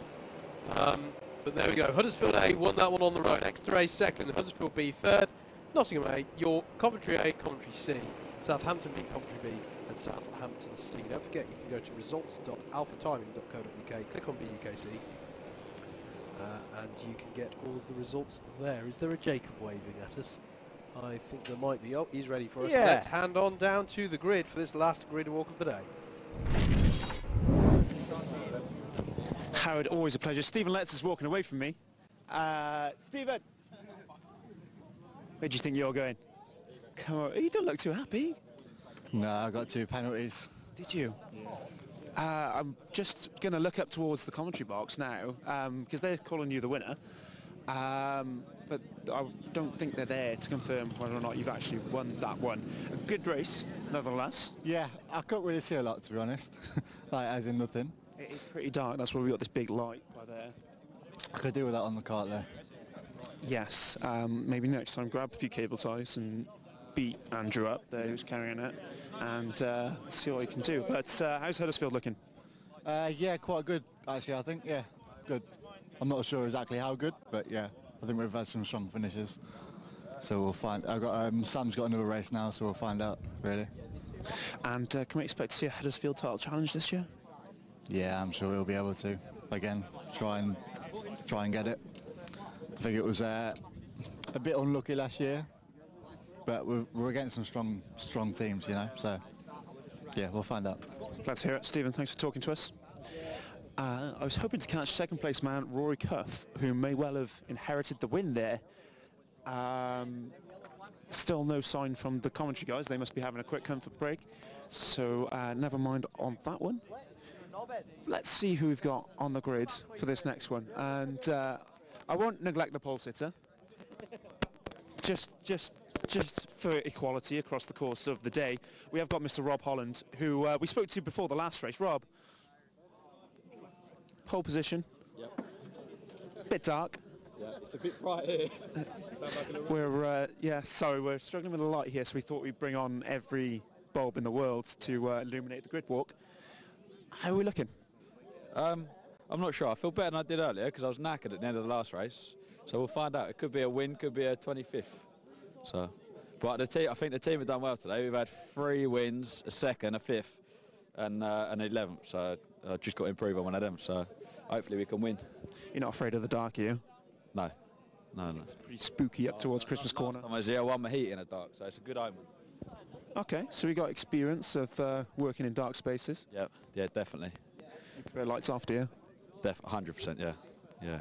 I prefer to, see the whole thing, but if that's your preference, that's your preference. 100%, yeah. Have a good race, Rob. I've heard Jimbo shouting to get in your carts. Let's rush up the grid and grab one more interview with someone we haven't spoken to yet today. Potluck. Sorry? Potluck. Potluck is what James is saying to me. Let's take a stab in the dark at this guy. He looks like he's trying to get to his cart, James. Who have we got here? What? Matthew. From? Hallam. Hallam. We haven't spoken to anyone from Hallam. Where's your cart? There. There. Okay, why are you going that way for? Just to check, because we've had people coming up asking if we're in the right position. Okay. Have you not got teammates to do that for you? Somewhere. Somewhere, okay. Those guys are hanging around your car as if to say, this is ours. I'll let you get back to it. Okay. Your teammates are over there. Let's go further back down the grid, but hopefully they've got themselves together. Oh, there's Rory, second place from last race. Rory, come have a quick chat. So we have a sneaking suspicion you might have inherited the win there. Really? Yes, so Stephen Letts, how do you came out of the car? He wasn't the most smiley of young men at the time. Thinks he got a couple of penalties. Okay. Well, we'll have to check because I think I might have done too. So we'll see. I definitely got a warning for speed under yellows, but it's so difficult out there. You can't really. You can see the lights, but you can't really see the flags. So it is really tricky because it's changing lap to lap. Some laps it's almost dry pace, some laps it's almost like entirely wet, but it's a challenge, but it's fun. Changing conditions out there from the man who finished somewhere near the top of the last race result. TBC, thanks Rory. We'll let you get on with pushing off your teammate there. Let's talk to team 96 Chester. Big shout out to my fan club up in Chester. That's Jess and Beth, I want to say. Emma, Jess and Emma. Friends of yours? Yes. I'm glad that they're enjoying the live stream. Who have we got in the car? We've got Egan. Egan, the new star driver. The other one's been sacked. What happened to him? Well, he was a bit slow. That's as good a reason as any to sack your star driver. Can you go faster then? Well, I hope so. Otherwise, it wouldn't be a very good star driver. And for clarity, we'll just have a quick chat with Tom. Tom, come on over here. We've had a Tom Jones in the BUKC for the last couple of years. Glad to have you replacing him. What are your singing talents like? Rather abysmal. If you had to pick a Tom Jones hit to sing on karaoke, which one would it be? Delilah after about 3 pints, maybe 4. Good man. And can we expect to see that rendition at the BUKC party later in the year then? Depends how much I have to drink beforehand. I'll buy you at least one of those pints. Well, I'll see what happens then. Good man. I'll let you get on with pushing off your new star driver. Team Chester there. Thank you very much for the chat. We haven't chatted to these guys. We chatted to you today. Leicester, we've had... Yes, I got you, didn't I? Specifically. Who have we got here? What? Where is everyone? Everyone else seems to be chilling. Just chilling. Even though it's like Edinburgh weather, it's like should be home. Yeah. How are you going to get going? Oh, with the will of friendship. Oh no. That's one thing you're lacking here. That's what it is. Like it must have been that race. They just don't like me anymore. Maybe it's because you're wearing your Warwick overalls. Oh, that could be it as well. But you know, that's what happens to the best of us. We change teams. Okay, Kevin, where are you starting here? This is 19th. 19th. Can we improve on that? Yeah, it's top 10. Top 10. Can you do me an 8th? 8th, yeah. I'll get back to where I started the last race. If you get off the grid, that is. If I get off the grid, yeah. Good man, Kevin. Stay here. I'll be first, right? Not quite sure it works that way. Okay. No worries. I'll try. Right, we're going to go see who's behind you. Kevin from Edinburgh there, formerly of Warwick. Who haven't we had? Have we had you guys yet? We haven't had... Oh, we've had We've had some Kingston already, but I'm here now. Your man, Andrew's manning our lights for us here. Is this bright enough for you? We've been up in the world. Yes. He's joined the land of the employed. Might be an opening for you in the next half hour if you fancy it. Yeah, why not? Yeah. Okay. Well, send me a CV, jacob at bukc.co.uk. Right. And do you do graduate jobs? Unpaid graduate jobs, yeah. I can do placement as well. Yeah, I'll renew placement. Well, I'll get my people to talk to your people. Oh, fine. Great, yeah.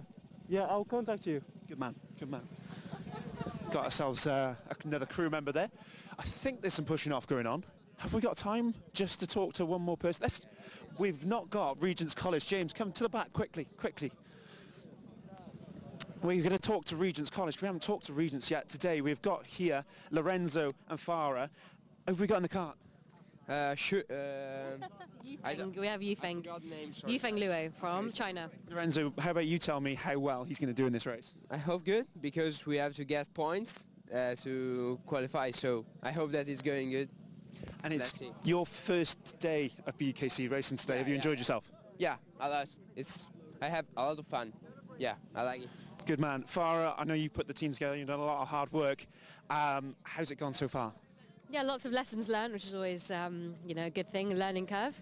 And we're just unfortunate not to have 2 other drivers, which just, you know, is the way it goes. And we had some bad luck with the cart stopping as well on one of the races. So, yeah, we'll just see what happens, really. You'll still be back after Christmas, though, right? I'll definitely be back after Christmas. Yeah, hopefully, absolutely. Fantastic, some promising drives. We'll have a quick chat with Yufeng since we're not being pushed off. Yufeng, quick chat for the live stream. I understand you're quite the pro in single-seaters. Thank you. Yeah, I've done it for quite a few years, currently trying to put something together for next year, but yeah, thank you. What championships have you been racing in? This year I raced in Chinese Formula 4, and in the past I raced in American single-seaters. But yeah, hopefully next year I could put something together to go do Formula 3. How does the challenge of BUKC compare to those? I'm sorry? How does the challenge of BUKC compare to those race series? You know, this championship is actually a lot more competitive than I expected. I think there's a lot of great drivers here. I was actually really surprised when I first came into this championship. The level of drivers is just, it's fantastic. Glad to hear it. Thank you very much, and hopefully see you again after Christmas. Thank you. Lovely. So the second driver there today saying how surprised they were at the level of competitors at the BUKC, which is a testament really to all the students we've got here over today and tomorrow. 420 competitors over the course of this two-day event, making it one of the biggest events in British motorsport. And really, we've just had Formula 4, the Chinese Formula 4 driver, as well as numerous others, say how good a standard this racing is. Let's have a quick chat with the number 84. Who have we got here? Matthew. It's Matt. It's Matt. We found you. You found your car. It's on the other side of the grid. Yeah. We'll have a proper chat now, shall we? About your race and everything. It's been a bit shit. We can't swear on the live stream. There's lots of children watching. Please do apologise. Sorry about the swearing. Good man.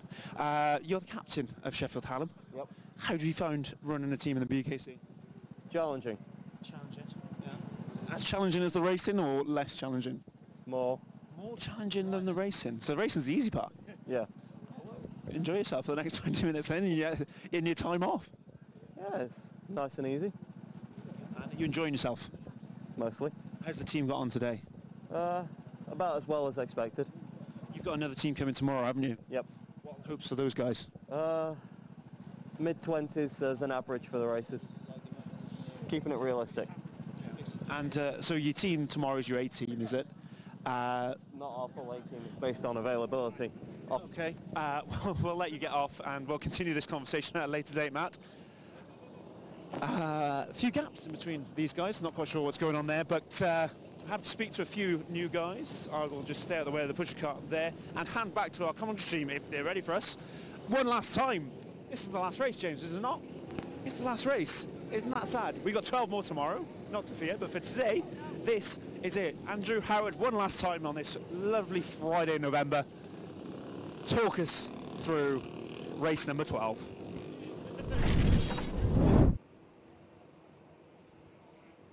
Back up to us because we've got a lot to go through here. Once again, folks, I'm going to do a very abridged version of the grid. The full graphic will come up, but just so we get it out of the way, so then we can talk to you about the permutations, both for who wins this as a round of the championship and who is on the bubble with regards to qualifying for the main. So very quickly through your grid. Apologies, I'm going to race ahead here. Brunel A and Southampton A are on the front row of the grid. Huddersfield A and Leeds A make up row 2. Row 3 is Bristol A and Exeter A. Row is Leicester A and Manchester C. Row 5 is Cranfield A and Edinburgh B. Coventry B and Brunel B make up row 6, and then row 7 is Nottingham B and University of Western A. Row 8 is Exeter B and Sheffield Hallam B. Leicester B and Northumbria B make up row 9. Row 10 and rounding up the top 20 is Edinburgh A and Exeter C. Kingston A and Chester on row 11, and then it's York and Huddersfield C on row 12. Row 13 is Liverpool and Liverpool C. Row 14 is Northumbria A and Aston B. Row 15 and rounding out the top 30 is the University of Western B and Southampton C. Row 16 is Strathclyde and Manchester A. Row 17 is University of Wales, Trinity St David's, Swansea B and Regent's College. And then on row row 18, thank you. Rounding out the 36 car grid, Royal Holloway and Imperial. That's very impressive. B. We're barely on row 8. I know. Anyway, let's start with the easy one. I like this. This is nice and easy. For the round win in terms of today's qualifier, Huddersfield A or Brunel A, both in this last race, will win it. Huddersfield A need to finish 3rd or higher and beat Brunel A by 7 clear positions or more. Got that? Great. Right, let's move on to who needs what. Here are the teams on the outside looking in who could. Just going to check that we're going around again. Pretty sure we are, they're pretty spread Excellent. out. Right, so these are the teams that need to do something in this race to qualify into the mains. So Swansea Metropolitan needs 16th or higher. Kingston A need 14th or higher. Liverpool A need 14th or higher. Huddersfield C need 10th or higher.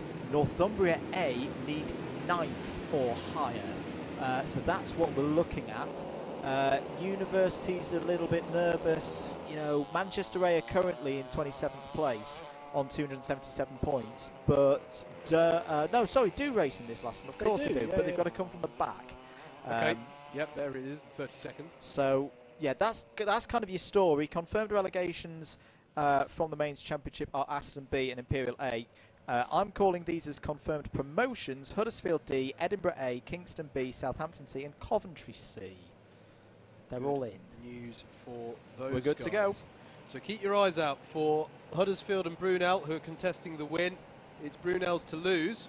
And then Swansea Met, Kingston A, Liverpool, Huddersfield C, and Northumbria A are those who really need a good race here to ensure their qualification. Rob Holland leads them away in the number 12 Brunel A kart, and Rory Gills is alongside for Southampton A. Eyes on the lights, engine notes rise, and we're away for the final race of the day. Into the spray and darkness they go. The drivers were given a extra notification about yellow flags and respecting them in these conditions. There will be harsher penalties for drivers who speed under yellows, but Rob Holland has got the start that he needed, our race winner from race number 6, and leads them through Christmas Corner for the first time. Everybody, he said cautiously, no, we have got a spinner at the back, so we'll look to see who hasn't come through Sector 1 once they've all made their way through. Difficult to tell how many are stationary up there. Northumbria A have not come through Sector 1. Northumbria A have not come through Sector 1. They have spun. That is one of our teams that we were watching, because they needed to finish 9th in order to make the cut by our maths. We should stress everything we're saying here is provisional. Look at the lack of grip. Look at how wide some of the drivers are going through the final corner. They limp across the line at the end of lap 1. I know it's a slow lap at the start, but it's over a minute now, the lap time. Brunel A lead with Rob Holland at the wheel. Bristol A are second. Good start there for Valery Novikov in the 33 kart. Southampton A are now third. Rory Gills at the wheel there, and he's right on the tail of Bristol A. Huddersfield A are down to 4th.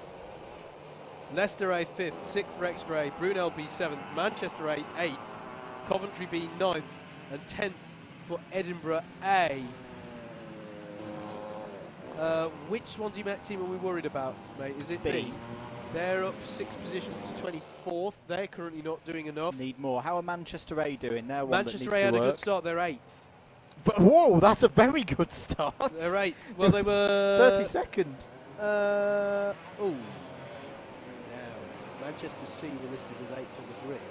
No, the Manchester A were 32nd because they got disqualified from race 6. Okay. I mean, they finished 7th in that race before they got disqualified. Yeah. Black flag for Leeds A, overtake under yellow. And Imperial C for speeding under yellow. But yeah, that would comfortably see Manchester A in. Far be it from me, but how have Manchester A managed to do that? It's got to say, in these conditions, these are the ones that, you know, really separates the talent out. And you know, I've seen it done before. I've seen it done before in these kind of conditions. And if a driver knows what he's doing, they can make that level of position. Just going to note here that Manchester A are relatively close to where Manchester C was supposed to start, and Manchester C are relatively close to where Manchester A was supposed to start. Yeah, I see where you're coming from. Just saying it. I'm not saying anything official there at all. Look at the drivers limping their way through here, though. This is Bristol A's Valery Novikov in the 33, leading Southampton in the 7. In fact, there's been a change for the lead there, because Brunel are now behind them. So change for the lead. Bristol, I believe, are to the head of the field. No, Southampton A are now to the head of the field by 9/1000th of a second. Just took the lead there. So your leader is now Rory Gills in the Southampton A kart in the number 7, as there's a driver putting a couple of wheels on the grass there. Cone penalty for Manchester C. Out there, so there's that. Double check after the race. Have Manchester definitely got the transponders the right way around? Just saying.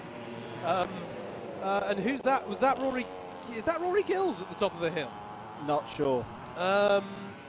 We'll have to He's double come check through that. sector 1. Liverpool are off. Oh, Liverpool now are off. that's big. That is big because Liverpool were nicely making their way through the order. That might mean that Liverpool are out of the mains. They are fallen out of the top 30 now. That would be such a shame for the team that did so well in the old Inters, now known as the Clubman's class. They might not even make it into mains this year. Sorry for the scare, folks. Rory Gills is still running, just a driver with a similarly coloured helmet. So, Rob Holland has resumed the lead of this race, the number 12 kart, and he leads for Brunel A. Southampton A, though, are side-by-side going up the hill here by the looks of it to me. It's so hard to tell in the darkness, but this is the battle for the lead. 7 on the outside of Southampton A with Rory Gills at the wheel, but he hasn't got an opportunity there. They don't know whether to take the dry line or the wet line out there at the moment. Track limit warning for Coventry B out there. That's not one of the teams that we're watching as on the bubble. Keep an eye out for Cranfield as well. To be honest, they just need to tippy-toe it round and have a clean race. They don't even need to do anything that particularly spectacular. Kingston A are 13th at the moment. And that is would just be about enough. Yeah, that would be enough. Just about Oh, enough. chaos at Christmas corner. 4 goodness me, carts Liverpool's off. involved. That's the 101. Oh, is that Regent's College involved? The 99 is involved of Imperial C. Gosh, goodness me, that was a disaster. So Northumbria B have spun out there at some point. But you know, the lap times are dropping so quickly, I can barely tell who's spun off of the lap times here. Penalty for Manchester A. And it is for it's jump a start. Well, that's how they got that high up the order. Now, that could be huge, because if they're in the wrong position, that could be them for every position, every out. row. Every row Yeah. out. Now, I'm not saying it, I'm just saying, were they the other way round with Manchester C? That would be were the transponders the wrong way round or farcical something way crazy? to get a penalty. But not blaming race control. Sorry, that would be a farcical way for the club. Oh, wow. I'm so confused by that one, but there is no way that Manchester A made up that many places. About 24 places on that one. All I was We've going to seen say, it. my mate Matt Sanders used to do it for Coventry. True, but it's rare. That's all I'm saying. Right, what's going on out there is a fair question. Northumbria A were one of the carts that spun out there. Regent's College was one of the carts that spun out there. Imperial C were one of the carts that spun out there. Exeter A have had a spin. That is Ryan Luscombe who will have dropped back there. My goodness me. It's still Rob Holland at the head of this field for Brunel A, looking to get his second win of the day. Rory Gills is still second in the number 7 cart. We've got a cart stationary there in the darkness. That's near the top of the hill again, up at Christmas. Or heading towards Inkerman's, one should say. Okay, ladies and gentlemen, the projection tracker has been thrown out the window. You'll all be very glad to hear. We're just talking about sheer counting points now. If the race was to finish right now, the team that is squeezing in there right now is UWEA on 278 points, currently in 16th place.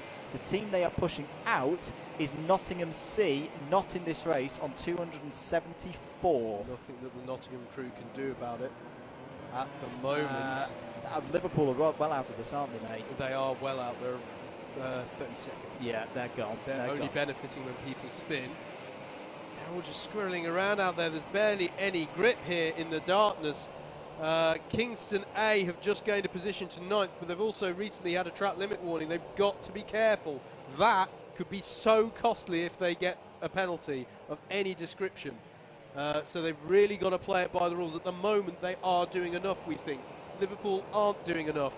University of Wales, Trinity St David not doing enough. They're in 19th place, and we reckon they need about 6. They need 4 positions. Yeah. Huddersfield C are not doing enough. They're in 17th. They need a top 10 finish.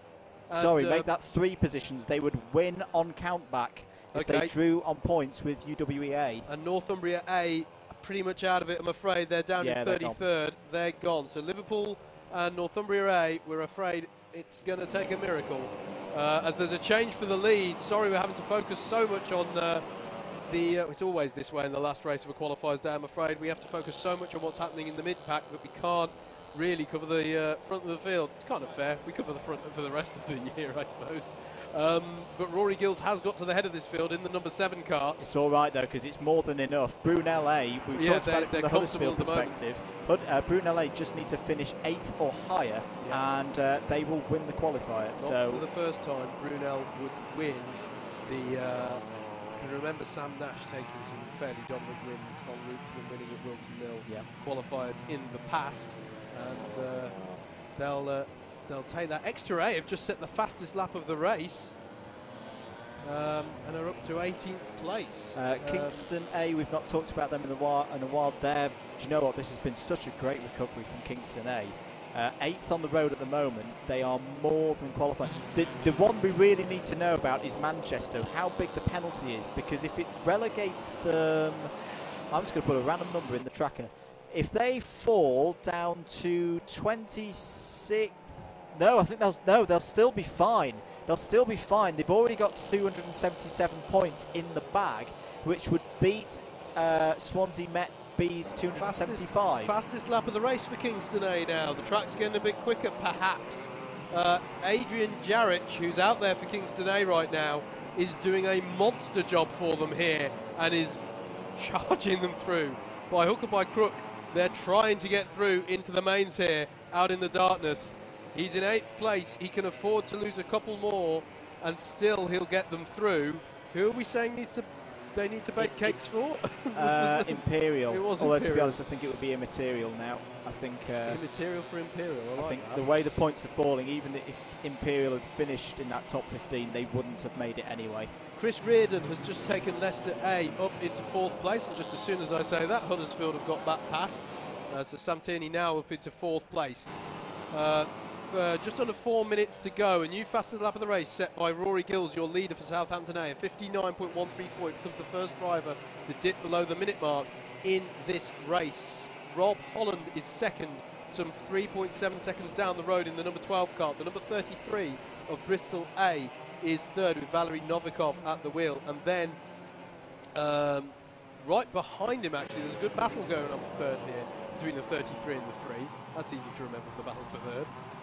So it's a good battle going on between the Bristol A kart of Valery Novikov and Sam Tierney in the Huddersfield kart, and then the Leicester kart is thrown in for good measure with Chris Reardon at the wheel. Here it is, that battle. So in terms of the story of who's qualifying, who's not, there's really only one story that's not resolved yet, and it's the Swansea Met B story, and to be honest, they need a miracle. They're about 20 seconds behind the position they need to get to be guaranteed. And that would be to knock either Manchester A or UEA out, depending on what the penalty for Manchester is. What's the story with Huddersfield C? Huddersfield C, where are they on 17th. the order? 17th, not enough. They need about another 7 positions. That's going to take some doing. Okay then, into the closing. I was going to say into the dying light, but that died a long time ago. So into the closing stages of today. This is your 3-kart battle over second place, because Rory Gills is now some 7 seconds down the road from these guys. Here's the interesting thing. Huddersfield A and Brunel A are now right next to each other on the road. There's actually a 4-kart battle over second place, excuse me. So Brunel A, Bristol A, Huddersfield A and Leicester A here. That's the 12, the 33, the 3 and the 63. Coming through the darkness up the hill here. Rob Holland drives the Brunel A kart. He's in second at the moment. And then you've got Novikov in the Bristol A kart. Sam Tierney in the Huddersfield, and Chris Reardon in that Leicester car. So the one thing that could save Swansea Met is if UEA start falling down the order. Yeah. They were 18th a couple of laps ago. They've just got back up to 16th. Just got past Huddersfield C. Yeah. If UEA were to drop out the top 20 and they've just Huddersfield lost C the just got position back past them again. Yeah. That would put Swansea Met A back in. Swansea Met B, sorry. And the gap is only 2.3 seconds. Yeah. Leicester A have got back past Huddersfield A, but it's all changed. Bristol A have got past Brunel, and Oh, Brunel B have got into this now in the battle for second place. Dan White's got the 48 car in amongst that. Sorry, mate. Have we noticed that Manchester A have fallen? They've not mistakenly come in for a black flag, are they? Because they've fallen down to 24th. Pass. I don't. I mean, they've still got enough points as it stands from previous races. They have just got the penalty. It's possible, you know. It's happened before. People have got penalties and just assumed that meant they had to report to the pit lane when in fact it's a time penalty. Here's your race leader who's going on to the last lap of the day. Rory Gills is out front. He must be wondering where everyone is in the Southampton A kart, which would, I'm just going to check, yeah, it would be Southampton A's, that would be Southampton's first win of the day, a day that's not been great, their best day. We've seen a few drivers change of position. Hang on a minute, Howard. This is not over. This is not over between UWE and Swansea Met.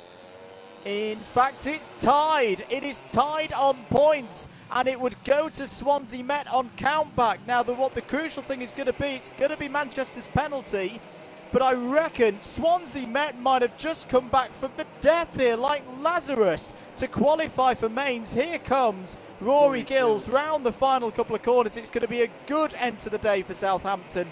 It's been a bit up and down, but Rory Gills takes the victory in the last race of the day. What a drive from him. Bristol A, I reckon they're going to qualify for premiers if they could come round and finish in second place, but let's just keep an eye on Swansea Met and UWEA. It's going to be that close that we're not going to be able to call it here in the box as to who's made it or not. It's all about 276 points around that position. The other thing we should say, though, is, yeah, time is just updated. Southampton A have won, Bristol A second, Brunel A, and we say this all provisionally, but they take third place and they've won the qualifier round. They lead the British Universities Karting Championship after today. So Brunel A take home the spoils in the mains championship. Huddersfield A 4th, Brunel B 5th, Leicester A 6th, 7th for Kingston A, Nottingham B 8th, 9th for Exeter B finished 10th. Then it's York, Coventry B in 12th, Edinburgh A and B in 13th and 14th respectively. Cranfield have finished 15th, Huddersfield C 16th, and then Swansea Met B, University of Wales, Trinity St David B are 17th, University of the West of England A are 18th. And actually, no, hang on, who's that? Is that Cranfield? Is that? It doesn't matter. They started the lead lap. They'll still be classified 15th. They'll still be classified. Good point. Good point. That is a well, that's it confirmed. It's like a US midterm election. We're going to have a recount because it's too close between the University of Wales, Trinity St David, Swansea B, and UWEA. Please, Howard, please tell me nobody got a penalty between those two carts and that. Which carts, mate? We're talking the 106 and the 37. Give me those names again. It's Swansea Met B and UEA. I can't see them. It's too close. We can't make the call. We won't make the call. We don't want to upset people by getting it wrong, but this is possibly the tightest qualifier result that we've ever had. Right, I'm not sure if we're handing down to Jacob or not. What I will just do, because this is all close and we want to worry about the results from now on, I'd just like to take this opportunity to say a huge thanks to everyone who's watching for supporting the stream. Please continue to support us, not just tomorrow when we've got day 2, but throughout the season. I'd just like to say a quick thank you as well to all of the guys who've made the stream possible. We have had some technical gremlins today, we know, but thank you for bearing with us, and a heck of a lot of effort has gone in to keep that working. So thank you to Luke Austin. Hello, oh blimey, Luke Austin. We weren't ready for this. Luke Austin and James Fitchew of Alpha Live, who've been coordinating everything downstairs as our producers, technical bods, that whole thing, brilliant stuff. Thanks to Morgan Jones for doing the director's job. This is the important spreadsheet. This is the one you all want. It's all on there. Thanks to Morgan Jones for doing all the directing today. Cameramen, we never acknowledge them properly. I got them to. Yeah, I've got it all in front of me. I've got everyone here. Thank you to James Fox, Will Jones, and Jake Burnell,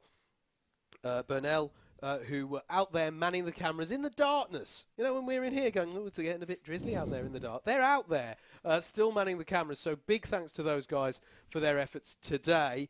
And thanks, of course, as ever, to Club 100, who make this series possible. This man here. There he is, the legend. There he is. So John Viger and all his team for making that possible. Thank you to Will of Alpha Timing, who's been supporting throughout the day in the timing. He makes all these results possible. Head over to results.alphatiming.co.uk, click on the British University Karting Championship to find out the official results. And a big thank you to Will Chu, who has been supporting in various ways from back home. Thank you very much, Will. We do miss you being here at the track, but we're always indebted to you for the efforts you put in to make this championship possible, and thanks for the bits of support you've been giving from home. And a big thanks to Jacob Harris. He hasn't just been the pretty face of the stream, you know. He has been doing so much work to bring this together, both today and tomorrow. It's been absolutely a wonder to watch. He's been brilliant. So thanks to all those people. And we've been Double Dash Motorsport Media as well, just to plug ourselves. And so check us out. And that's all the shout-outs I want to do, just before we start talking about results. I think it's, I hope, fingers crossed, that we've got a Mr. Jacob Harris down the pits. So let's go down to Jacob. Wow. They go on a bit, don't they, those two? Just kidding, Howard, I love you. We've got race winner Rory Gills here with us. Rory, congratulations. I'm speechless. I'm not allowed to swear, so I'm speechless. Congratulations. Is this your first race win? No, I won one here last year, and an endurance race. That doesn't count, does it? So, yeah, this is my first race on merit, you know.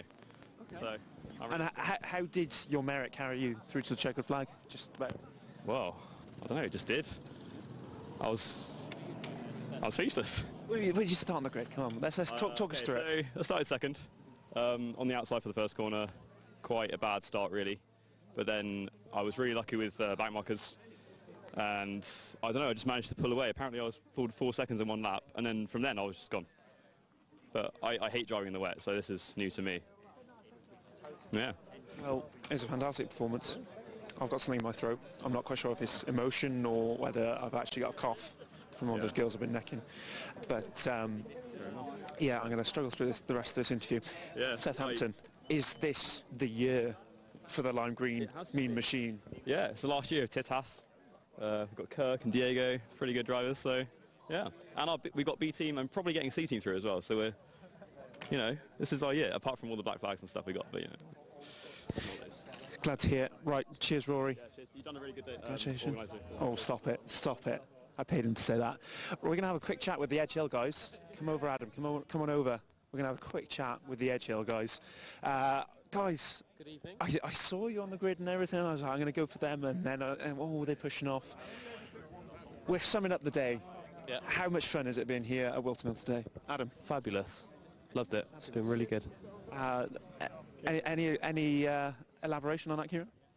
Phenomenal, amazing. Full hoon, full send, full dive.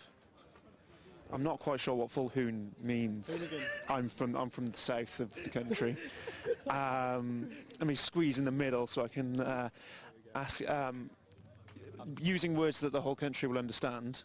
How was today? Lovely. I like the way you used the words which everyone will understand, but in a way, you said it in a way which only certain parts of the country will affiliate to. That takes some skill, doesn't it? I think the pronunciation, Jacob, is simply lovely. It does. Andrew says to me, being a Sheffield man himself, the pronunciation is simply lovely. But you can come back after Christmas and work on your pronunciation. Get that worked up. Get it sorted. Guys, it's been an absolute pleasure to have you all here today. You didn't race yourself, did you? You did? Hey, I thought you said you had 3 drivers. No, we got added with license yesterday. Of course, yes. In which case, a word from yourself. It's Savannah, right? Yeah. A word from yourself on how good it was. It's been good, really wet, a couple of dry sessions, but it's been a good day.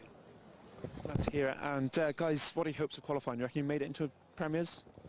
Let's go to my right first. Oh, I think we all did well, but I think premiers might be next year. I'm being conservative. I feel like we're good, a bit more practice, think we'll be on there, definitely, for sure. In that instance, Adam, team captain, can we expect an assault on the intermediates title? Definitely, 100%. We did really well last year in the old rookies thing. We would have got 8th, but we ended up with 16th because we had one person in the final race scoring points. But yeah, so for a first season to get 8th, well, 16th but almost 8th was really good. So yeah, champions this year, CM. And obviously we've got Liverpool here as well today. Just quickly to sign off the stream, which is the best university on Merseyside?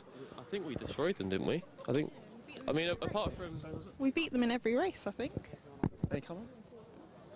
It's a lovely city and it's a lovely uni, but Edge Hill is just a cut above. Just a little bit better. That's it. Any final words on that? Edge Hill is lovely. And there we have it. Guys, thank you very much for talking to us. Fingers crossed for that battle with Liverpool, and results will be on the podium in a matter of time. Happy days. Thank you very much. Okay, James has zoomed right in on my face. Thank you very much, James. Get full view of my awesome beauty. Stand back a bit so I can finish the stream. I guess we're done for the day. This is it. Thank you very much, everyone who's tuned in. Big thank you to everyone Howard mentioned. I won't go through them again because, you know, there's only so many hours in the day. But yes, big thank you to the crew. Big thank you to all the Club 100 guys who've put on the event here today. And big thank you to all the competitors. We've had roughly 220 competitors here today. We'll have another 220 tomorrow. It really is a fantastic event here at BUKC Qualifiers. Join us again tomorrow morning from 11 a.m.